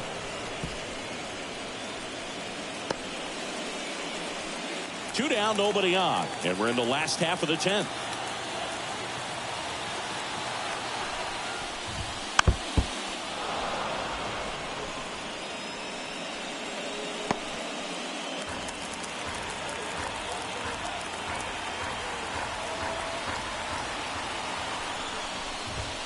Oh, he doesn't get the call, and the count is 1-2. This guy's a fun guy to watch taking it bat. He just battles up there. He doesn't take a pitch off at all. Makes it so difficult on the pitchers out there. You can tell they get frustrated with how long it takes to put him away.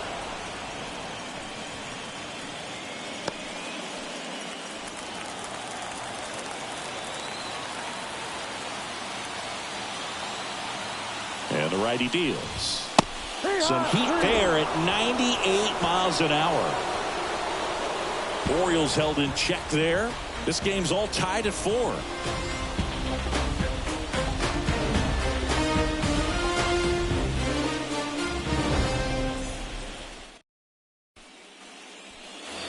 Here's the Royals designated hitter, Michael Massey.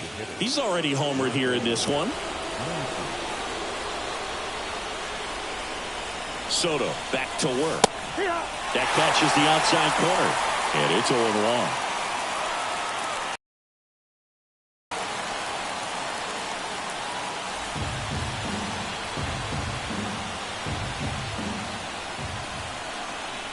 Tied at is outside, and the count is 1-1.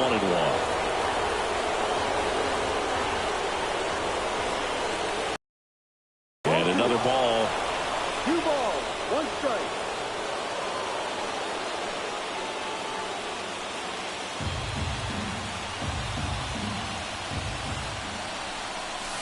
Next offering is in for a strike. 2 balls, 2 strikes. Gets a piece and stays alive.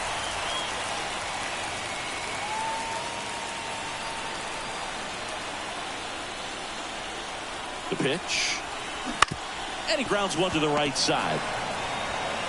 O'Hearn steps on the bag. 1 up, 1 down. Deceptive slider right there. Stayed in the tunnel a long time. Got that hitter out front. Rolled over it. Put it on the ground. Next is the Royals catcher, Salvador Perez.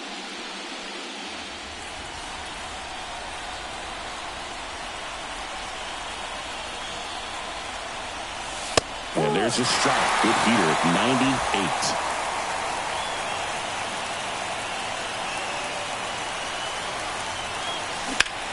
That's ripped into the outfield. No trouble here. Puts it away for the out. And there's 2 down. Man, if that drops right there, they would have gotten a potential winning run on base, maybe even in the scoring position. But that's just one of those hang with thems.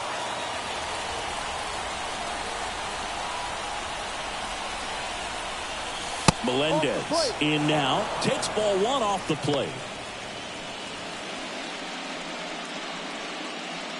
2 down, nobody on. And we're here at the top half of the 11th.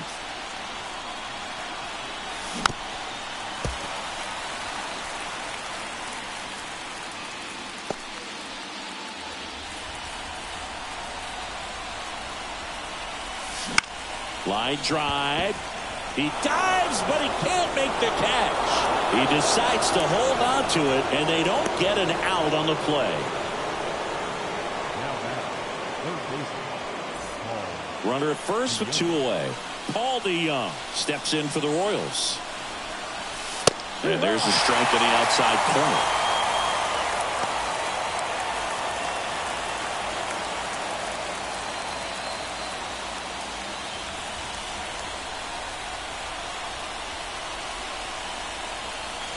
And a pitch. Definitely not a pitch location you're expecting up there as a hitter when you know the guy's got a good sinker ball. If you can get in that location, boy, you've got to look top to bottom, and that's going to make it very difficult to hit. 2 gone. The possible go-ahead run at first.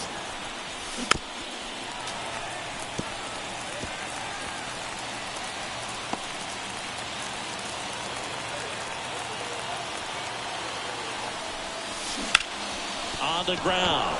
Boots it. But they get the out at first, and that'll do it for the inning. So 1 left for Kansas City. Still all square at 4 apiece.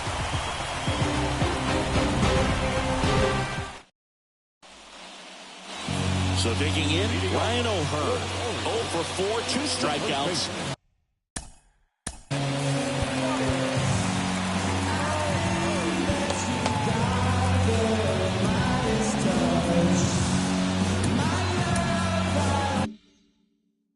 And 2 groundouts. And a pitch. That one finds the zone. And that's strike 1. 1 strike.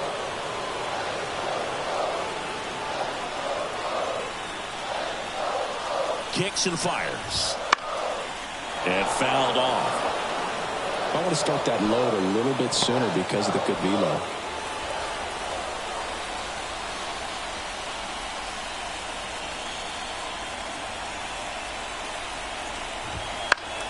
Foul ball. It stays 0-2.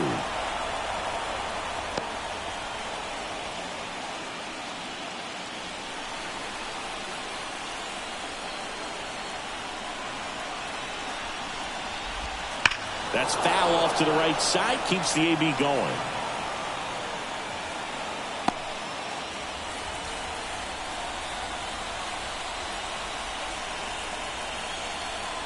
The pitch. Fights that one away, and the count remains 0-2.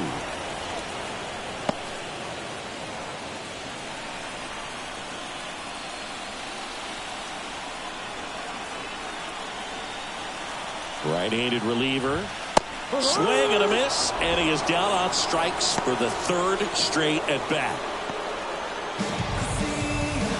Ryan Mountcastle, the next to hit for the Orioles.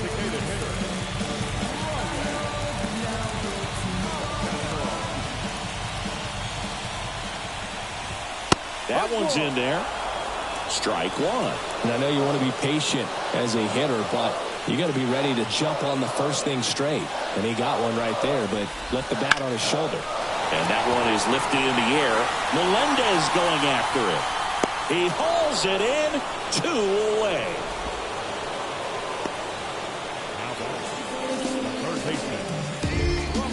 And next for the Orioles, Ramon Urias.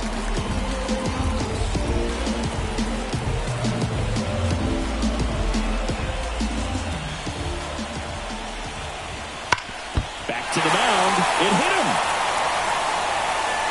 No chance for a play, and let's hope the righty's not hurt on the mound. And now they'll hustle out to check on him. That was quite a shot he took as you see him down on a knee. Yeah, clearly in some real pain, but he will not want to come out of this game if he doesn't have to. It's looking to me like he's going to try to shake it off and continue. Substitution now at first base. Coming in as a pinch runner, Jackson Holliday. Next to hit, Cedric Mullins. He made his presence felt in a big way back in the 9th with a 2-run homer. Yeah, it was a shot of energy for his teammates. Everyone was fired up, even the bat boy pretty hyped, and obviously a swing that's been huge in terms of where we are now in this ball game. And immediately pumps in a strike to the left-handed hitter.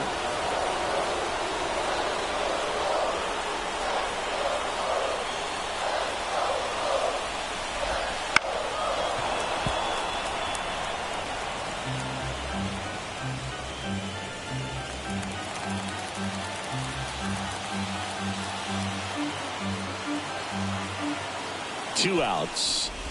Swing and a miss, and he chases that one in the dirt. Throw to first. That completes the strikeout, and that'll do it.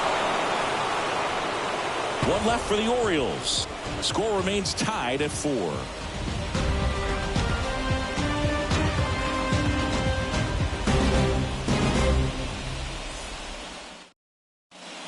So coming into the game now on defense, Jackson Holliday. He's the new third baseman. Cionel Perez gets the call from the pen. He has a great slider with tons of movement.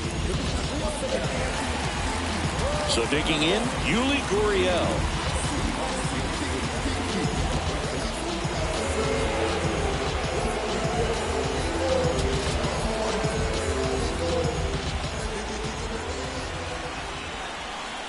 The pitch.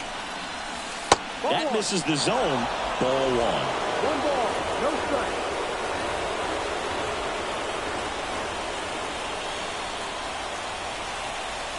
There's a strike. 95 of that one.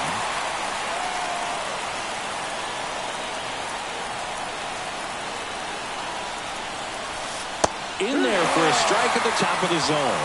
Getting a little frustrated with the strike zone. Swing and a high fly ball to left. Kaiser settles under this one, drops into the glove, and there's one away. Just pulled off of it a little bit right there. That front shoulder coming open instead of staying closed. If he does that, he's going to be able to go up the middle the other way with some authority instead of a fly out to left.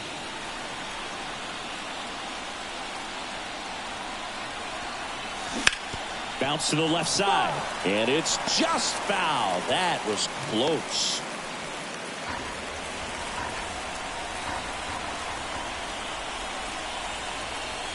The 0-1. Little chopper rolls foul.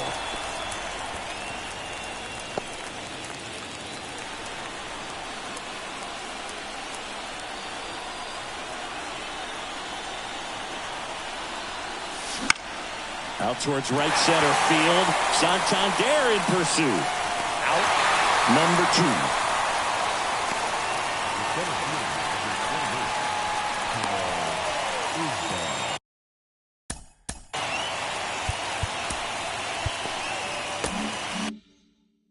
And now the center fielder, Kyle Isbell.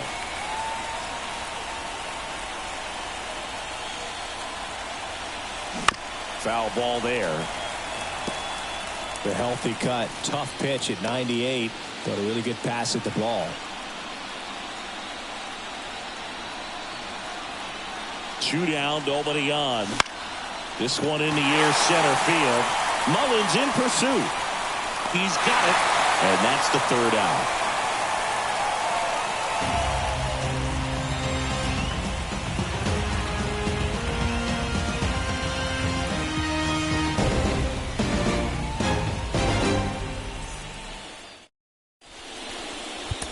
Back here in extras, and a new pitcher on the mound in the bottom half of the inning, Daniel Lynch. Well, I got to think he probably has a little extra in the tank facing his former team, and there's not a player in the league that doesn't get a little extra motivation when he plays against his old squad. So back to the top of the order. Now it's the shortstop, Gunnar Henderson.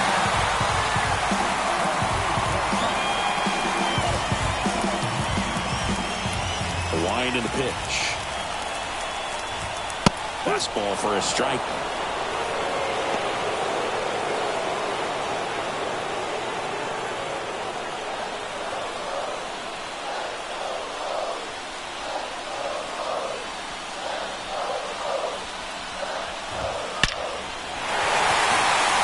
And no one can get there. In safely at second base, and that's the potential winning run with nobody out. Man, Siggy, he hit that ball right on the sweet spot. According to StatCast, the exit below 110 miles an hour. Yeah, but I mean, that right there is an absolute missile. And he just put a great swing on it, squared it up perfectly. Those are the ones that feel really good. Runner in scoring position, no outs. Now it's the second baseman, Jordan Westburg.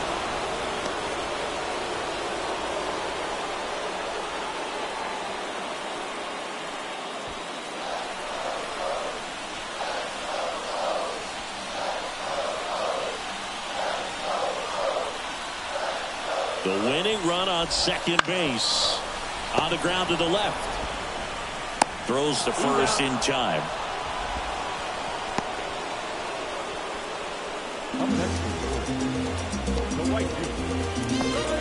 Now it's going to be Anthony Santander.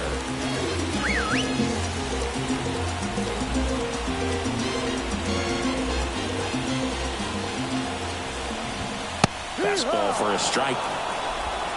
One away, and the game-winning run stands at second.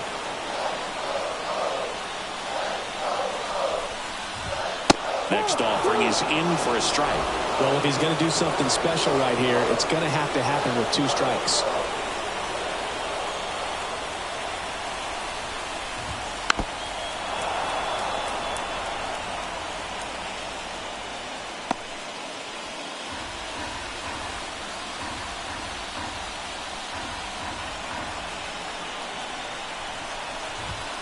Got him swinging. Oh, no.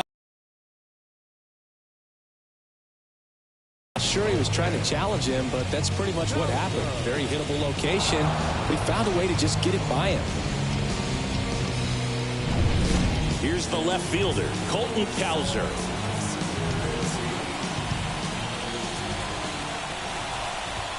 Fastball for a strike. It's 0-1.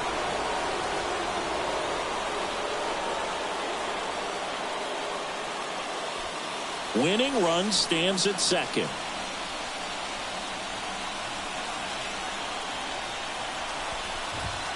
And strike 2. Threw that fastball right by him, slightly elevated. That's a confidence boost for this guy out there on the mound. See if he continues to climb the ladder.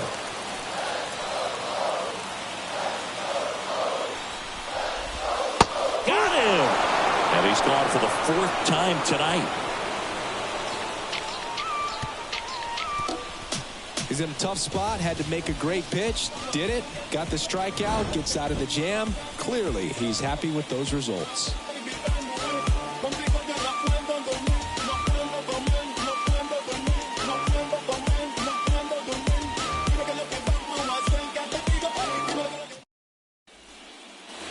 And we're back. We're in extras here. And to the plate for Kansas City, Tommy Pham. As the lefty gets to work. Slider for a strike.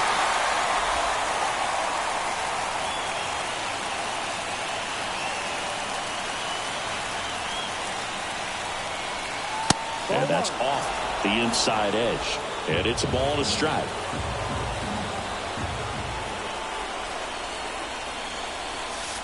And that one missing low. 2-1.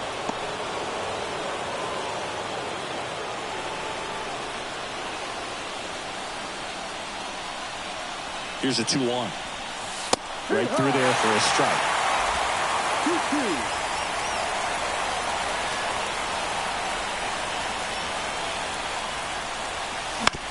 On the ground. Tosses to first. One up, one down.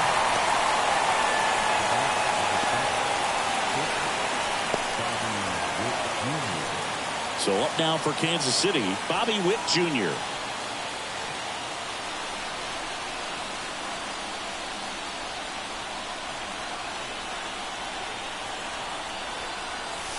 That's in there. Strike one.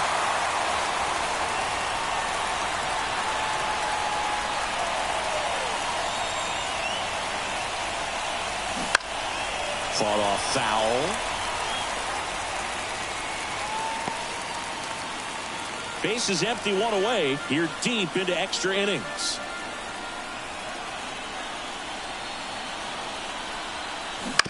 That's to third. Holiday fires across the diamond, and that quickly 2 away. That's what a good sinker's designed to do. Get a guy to roll over a little bit, hit the ball on the ground, kill some worms while you're at it. So here's the Royals DH, Michael Massey.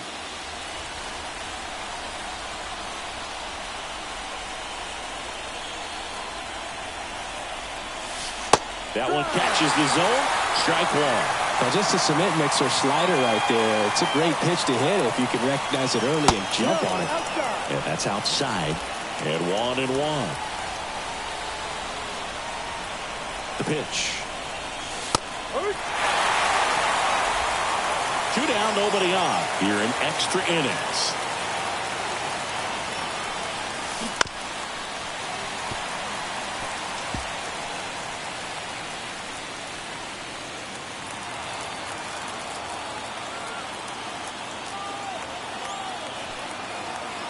One, 2 now. Swing of the ball lifted to center field. Mullins makes the play, and it's out number 3.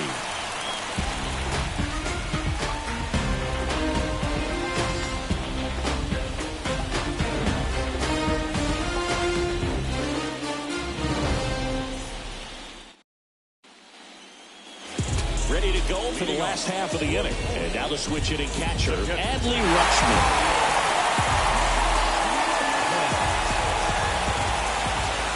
The line of the pitch. In the air, right field. Coming on is Pham to make the play. And there's 1 down.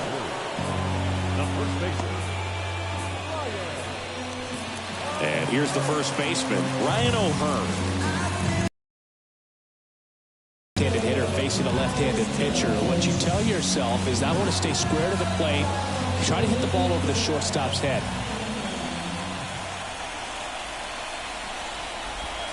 They tried to get him to chase on a slider down and away.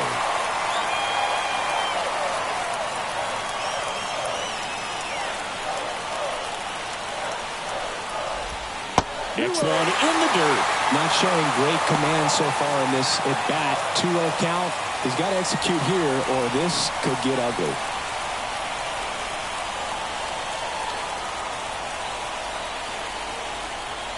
One down, base is empty. On the ground, right side. And it finds its way through for a hit. Well, that's his first hit in this one, so that should help him feel a little better. He kind of rolled over on this pitch a little bit, but he got enough behind it to shoot it through for a knock, and you'll take that anytime you can get him to find a hole.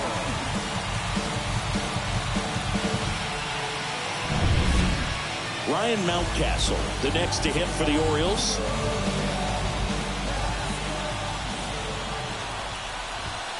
Ripped, but it curls foul.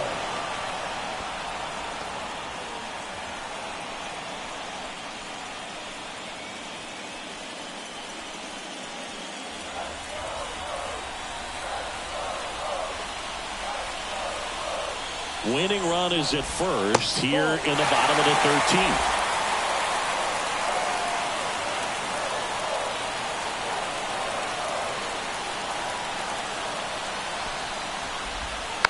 Slow roller to third. Down the line, and it's foul. One down, winning run at first. And we're deep into extras.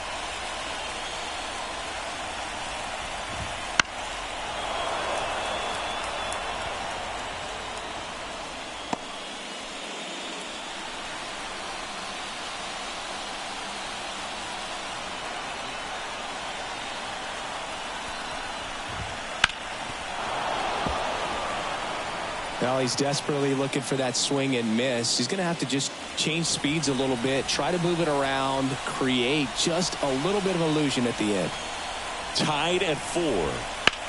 This one high in the air to left center. Gets under it, pulls it down, and he makes the catch. And there are 2 down.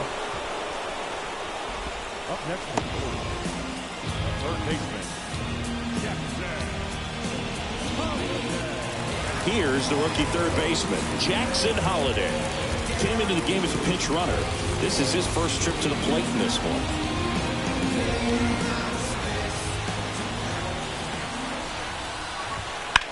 In the air, left field. Reaching for it and brings it in.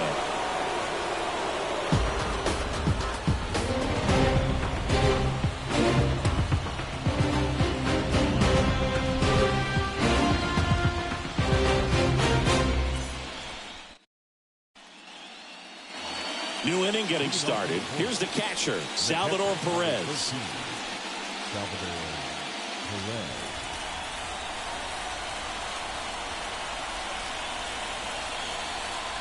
Here comes a pitch. And that's outside. And it's 1-0.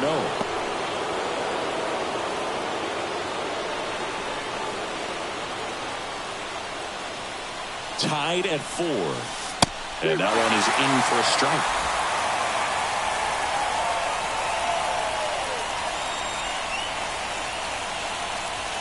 Inside, just missed. When we get to this part of the order, yeah, there's some pop there, but more likely there's some base hits. So very important to be patient. Let the pitcher walk you, if he will.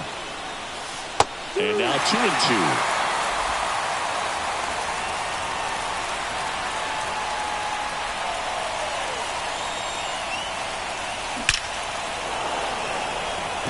Dives and makes the catch. Just a great job of concentration there as he leaves the ground to go airborne to make a diving catch. That's a tough play, but he got the job done.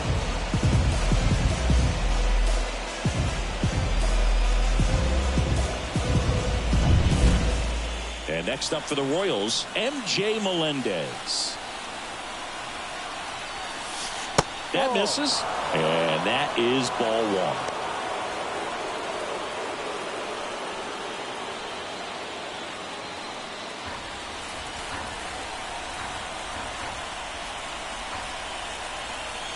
And here it comes. Yep.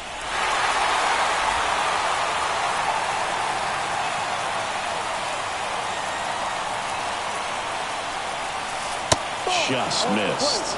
Really been able to slow down the game tonight with his at-bats, and the biggest one he's had so far, he doesn't look anxious at all.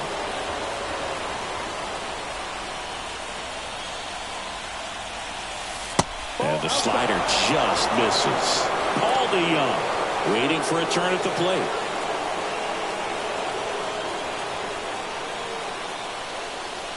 And a pitch. That one finds the zone. Full count now. And boy, that was the pitch. 3-1. You want to be really aggressive on the fastball.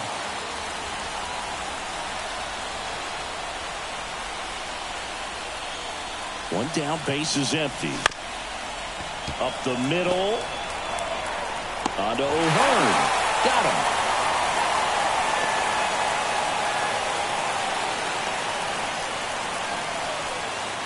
Down to third baseman, Paul DeYoung.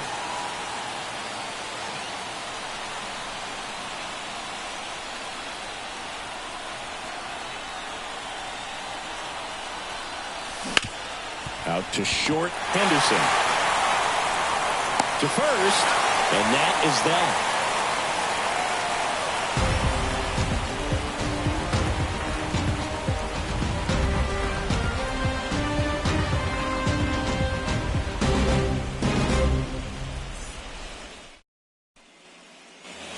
And welcome back to the ballpark. On to the bottom of the 14th. Here's the center fielder, Cedric Mullins.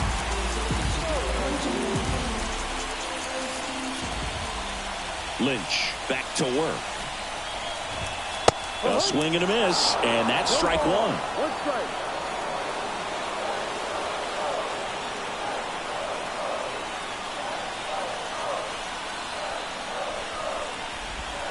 And he's down 0-2 as he swings through it. A little anxious, a little aggressive early in the count. Too much for me.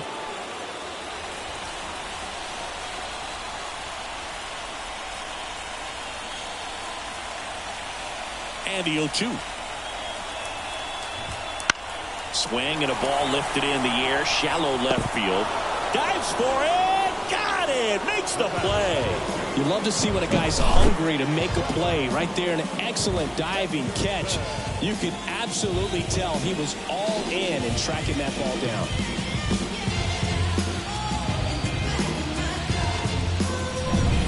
Gunnar Henderson, the next to hit.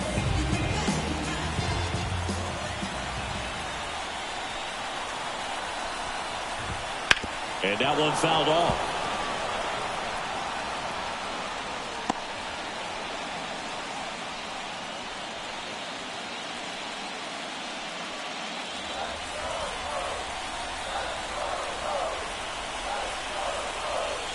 And he deals.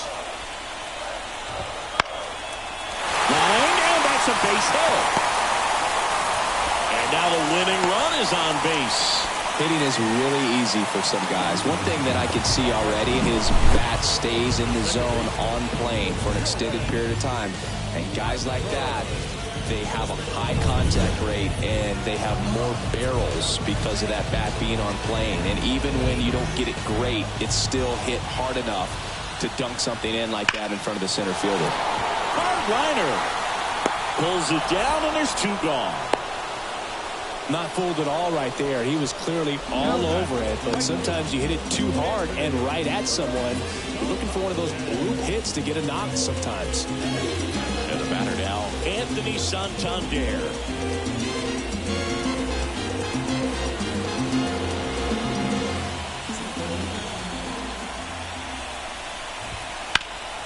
Fouled off. He was late.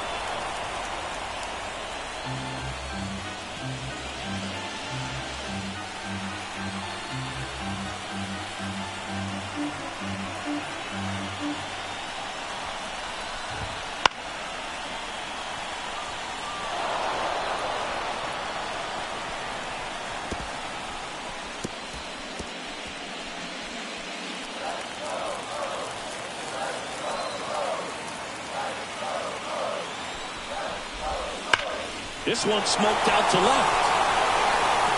Melendez makes the grab on the run.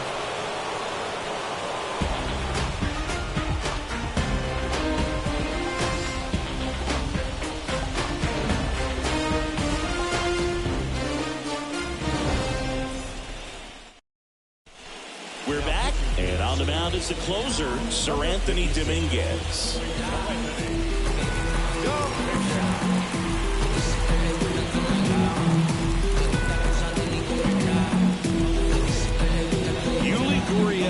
Now at the plate.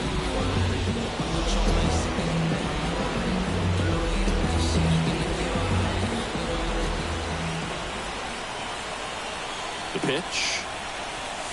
Just off the inside edge. Boog, he never moved because he never had time to. But that kind of velocity, you'd prefer that pitcher work away. Tied at 4. That one finds the zone. And it's 1-1.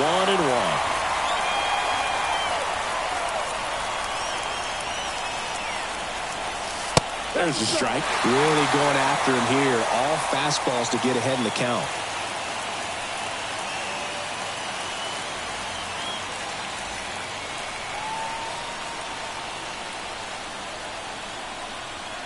Kicks and deals. And a swing and a miss. And one out now. Man, there was no deviating from the fastball right there. He just kept coming after him with it. Here it is. Hit it if you can. And he just couldn't find a way to put it in play. Here's the second baseman.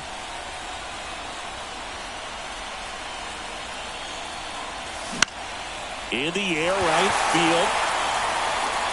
He's got it. And a couple of quick outs.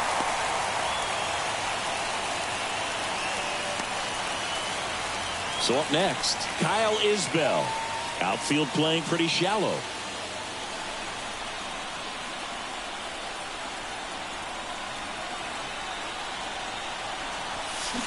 And that one fouled off.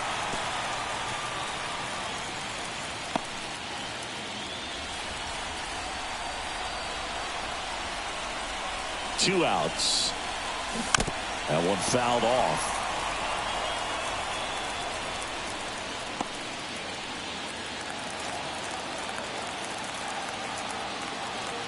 Righty to the plate. Into center. Sizing this one up. And that is that.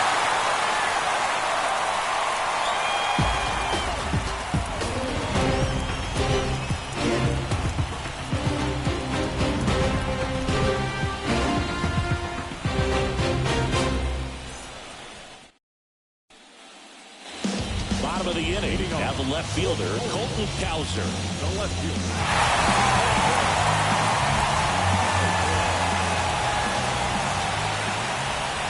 The line to kick the pitch. Line drive, base hit. So a man on base to start the inning. Well, clearly he was ready to hit right there. Got a fastball, middle of the plate, jumped all over it. Absolutely smoked that ball. And now they've got some speed on first, so we'll see if they try to get him into motion.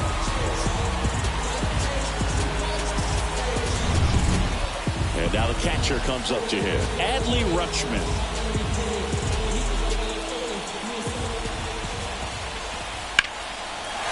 Laser, base hit. Throw comes in, and the winning run moves up to second with nobody out. Well, that at bat had a lot riding on it. Certainly a pivotal swing of the bat in this ball game. Nice line drive to the pull side right there, but he didn't spin off of it. That's the key. You still have to extend through the baseball in order to hit a line drive like that. Now that sets up a huge at bat in this ball game. First and second, no outs. Ryan O'Hearn, the next to hit for the Orioles.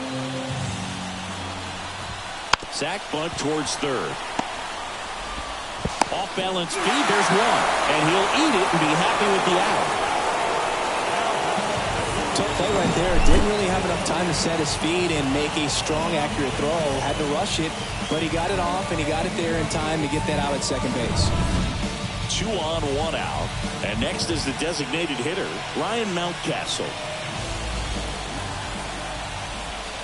Flips the corner, 0-1. The last thing he wants is to hit the ball on the ground, but I wouldn't expect many pitches up in the zone. They'll be pitching for a double play in this spot.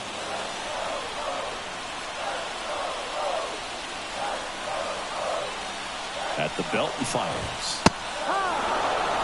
I think ultimately you want to tie him up, get the ball in on the plate so that he can't get the barrel to it and hit it to the outfield. 2 on, 1 out. Good job to fight that one off. Well, he knows they don't want to give him anything to hit, but when you've got opportunities to drive in runs, you've got to expand the zone. He's capable of going out there and doing damage with it. Liner caught it second. It's never fun going back to the dugout after hitting a line drive that finds a glove, but you will get some high fives. You know, when you make great contact, you feel like you've done everything right. But in this game of baseball, not everything is in your control. Here's the third baseman, Jackson Holliday.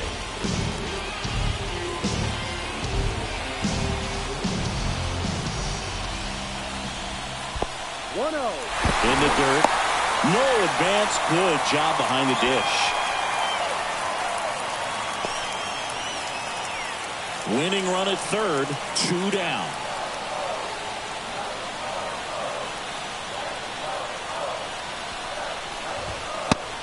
swing and a miss. And the count 1-1.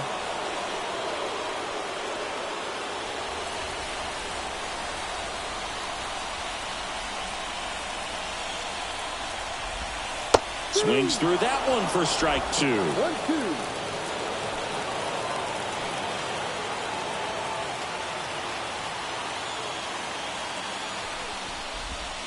Foul ball, still a 1-2 count.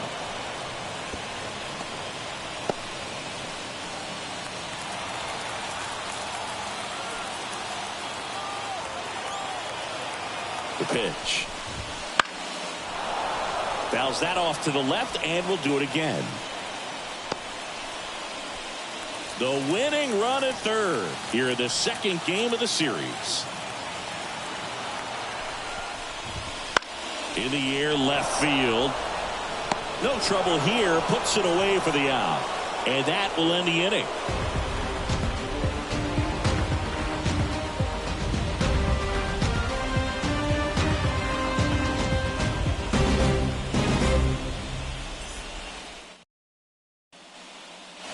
All set for the start of the inning. Now it's the right fielder, Tommy Pham.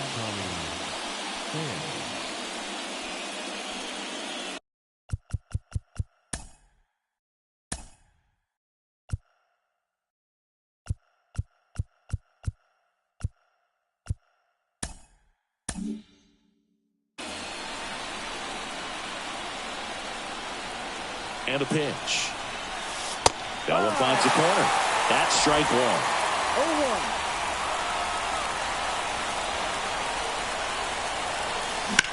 0-1. Line to left.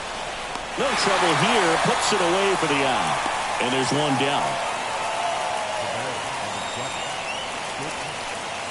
Here's the shortstop at the plate, Bobby Witt Jr.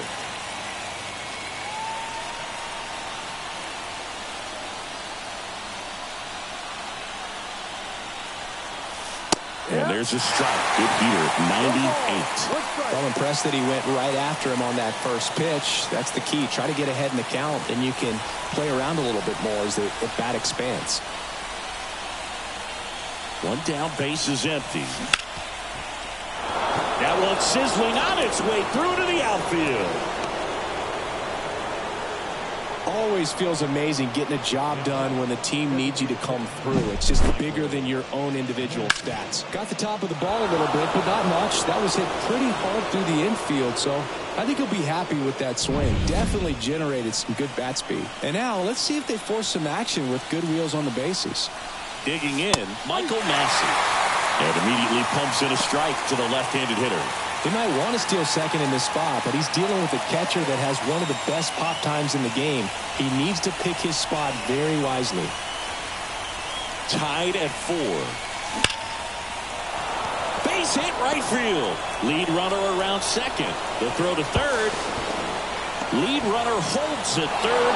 So 2 runners in scoring position and just 1 out. Well, Singy, he is locked in there.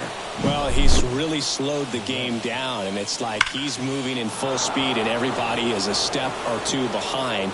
The way that he squared up that baseball tells me that he is seeing it like a beach ball. And now Salvador Perez.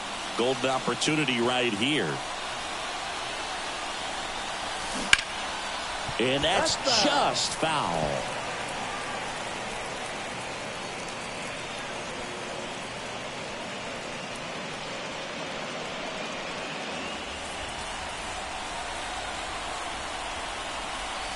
Two on, 1 out.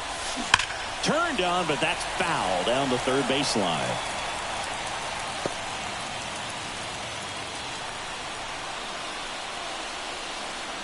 And the right-hander deals.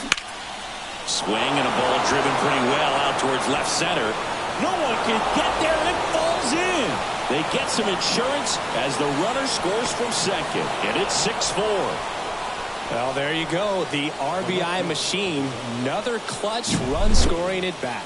Yeah, he's been so good in these situations. Call it clutch if you want, but his resume speaks for itself. So a new arm out of the bullpen for the Orioles, Matt Bowman. And that's a big potential run out there at second as he comes in trying to keep the deficit where it is. For the infielders, they got to be thinking about keeping the ball from getting by them into the outfield any way they can. 1 out, runner at second. And to the plate for Kansas City, MJ Melendez. And first offering is fouled off.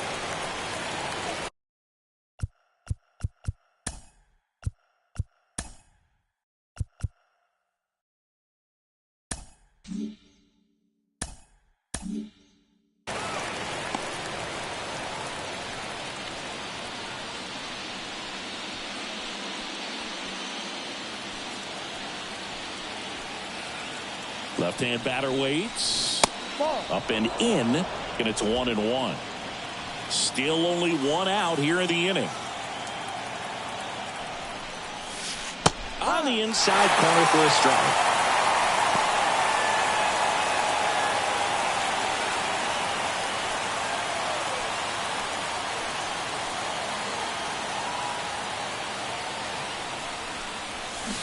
Swing and a miss, struck him out. Now 2 away. He's locked in at the plate when he's using the whole field. He was out in front there. Just needs to let the ball travel a little more, and his timing will be back on track. Good pitch for the strikeout. So up now for Kansas City, Paul DeYoung. He gets the intentional walk here, and now a force at any base with 2 gone. Boog, I know you know people. Do we have a bullpen phone installed in the booth by chance? Just seems they don't have anyone left in the pen, so I want to see if you're good for an inning. Good probably is not the word that I would choose. Not the easiest thing when you're talking about a guy that's, perhaps is going to be in the rotation, or maybe a long relief guy, to not start an inning, to come into an inning with pressure on it and try to get yourself comfortable. Action in the pen down there. Dean Kremer is up and throwing for Brandon Hyde.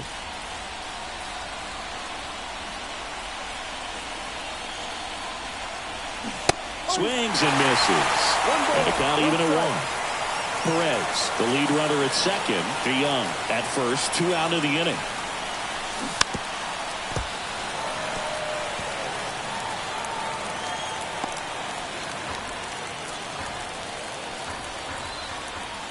Two on, 2 outs. And a foul ball. He stays alive.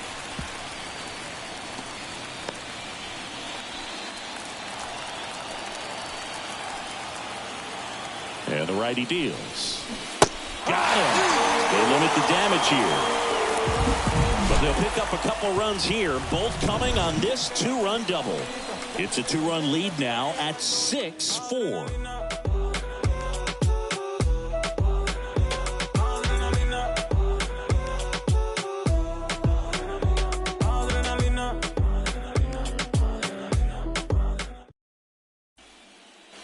Back now at Oriole Park, and now the center fielder, Cedric Mullins. So you got the number 9 hole hitter right here, looking to do whatever he can to get on base, turn this lineup over, so the best hitters in this lineup have a chance to tie up the ball game, or maybe even walk it off. Foul ball there.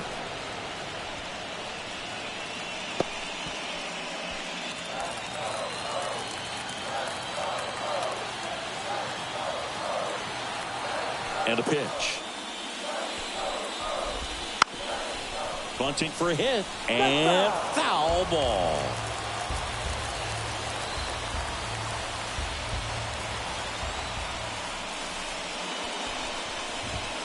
Got him looking. That's a strikeout. The batter, number 2. Here's the Orioles leadoff hitter, Gunnar Henderson. Oh, yeah, Boog. He's on the brink of one of your favorite milestones. He's completed 3 legs of the cycle. I love me some cycle. Pulled hard, but it's a foul ball. The Royals trying to close out a 2-run lead here deep into extra innings.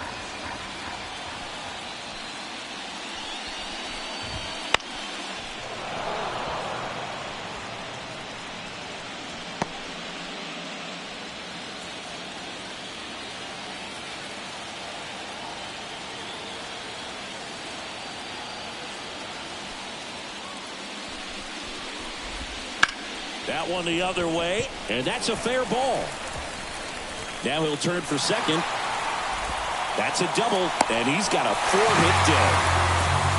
Clearly seeing the ball very well in this one. They got a pitch he could drive, but he didn't get too excited like a lot of guys do and pull off the baseball. Really good timing all the way through the swing, and the barrel was so on plane with the ball. Easy drive into the gap for that double. Now the number 2 hitter, Jordan Westburg. In there, and it's 0-1.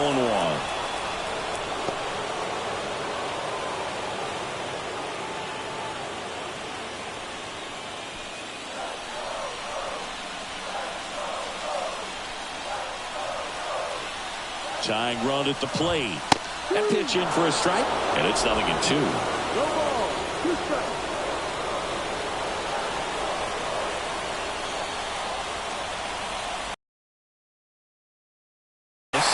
Man, oh man, I don't know how you take that pitch. That's as close as it gets. Next offering popped in the air, right field. Coming on is Pham to make the play. 2 away. Now the right fielder, So it's their last chance in this one. Anthony Santander, the next to hit for the Orioles. Lots of pop at the plate. Outfield playing back almost on the warning track. And fouled off.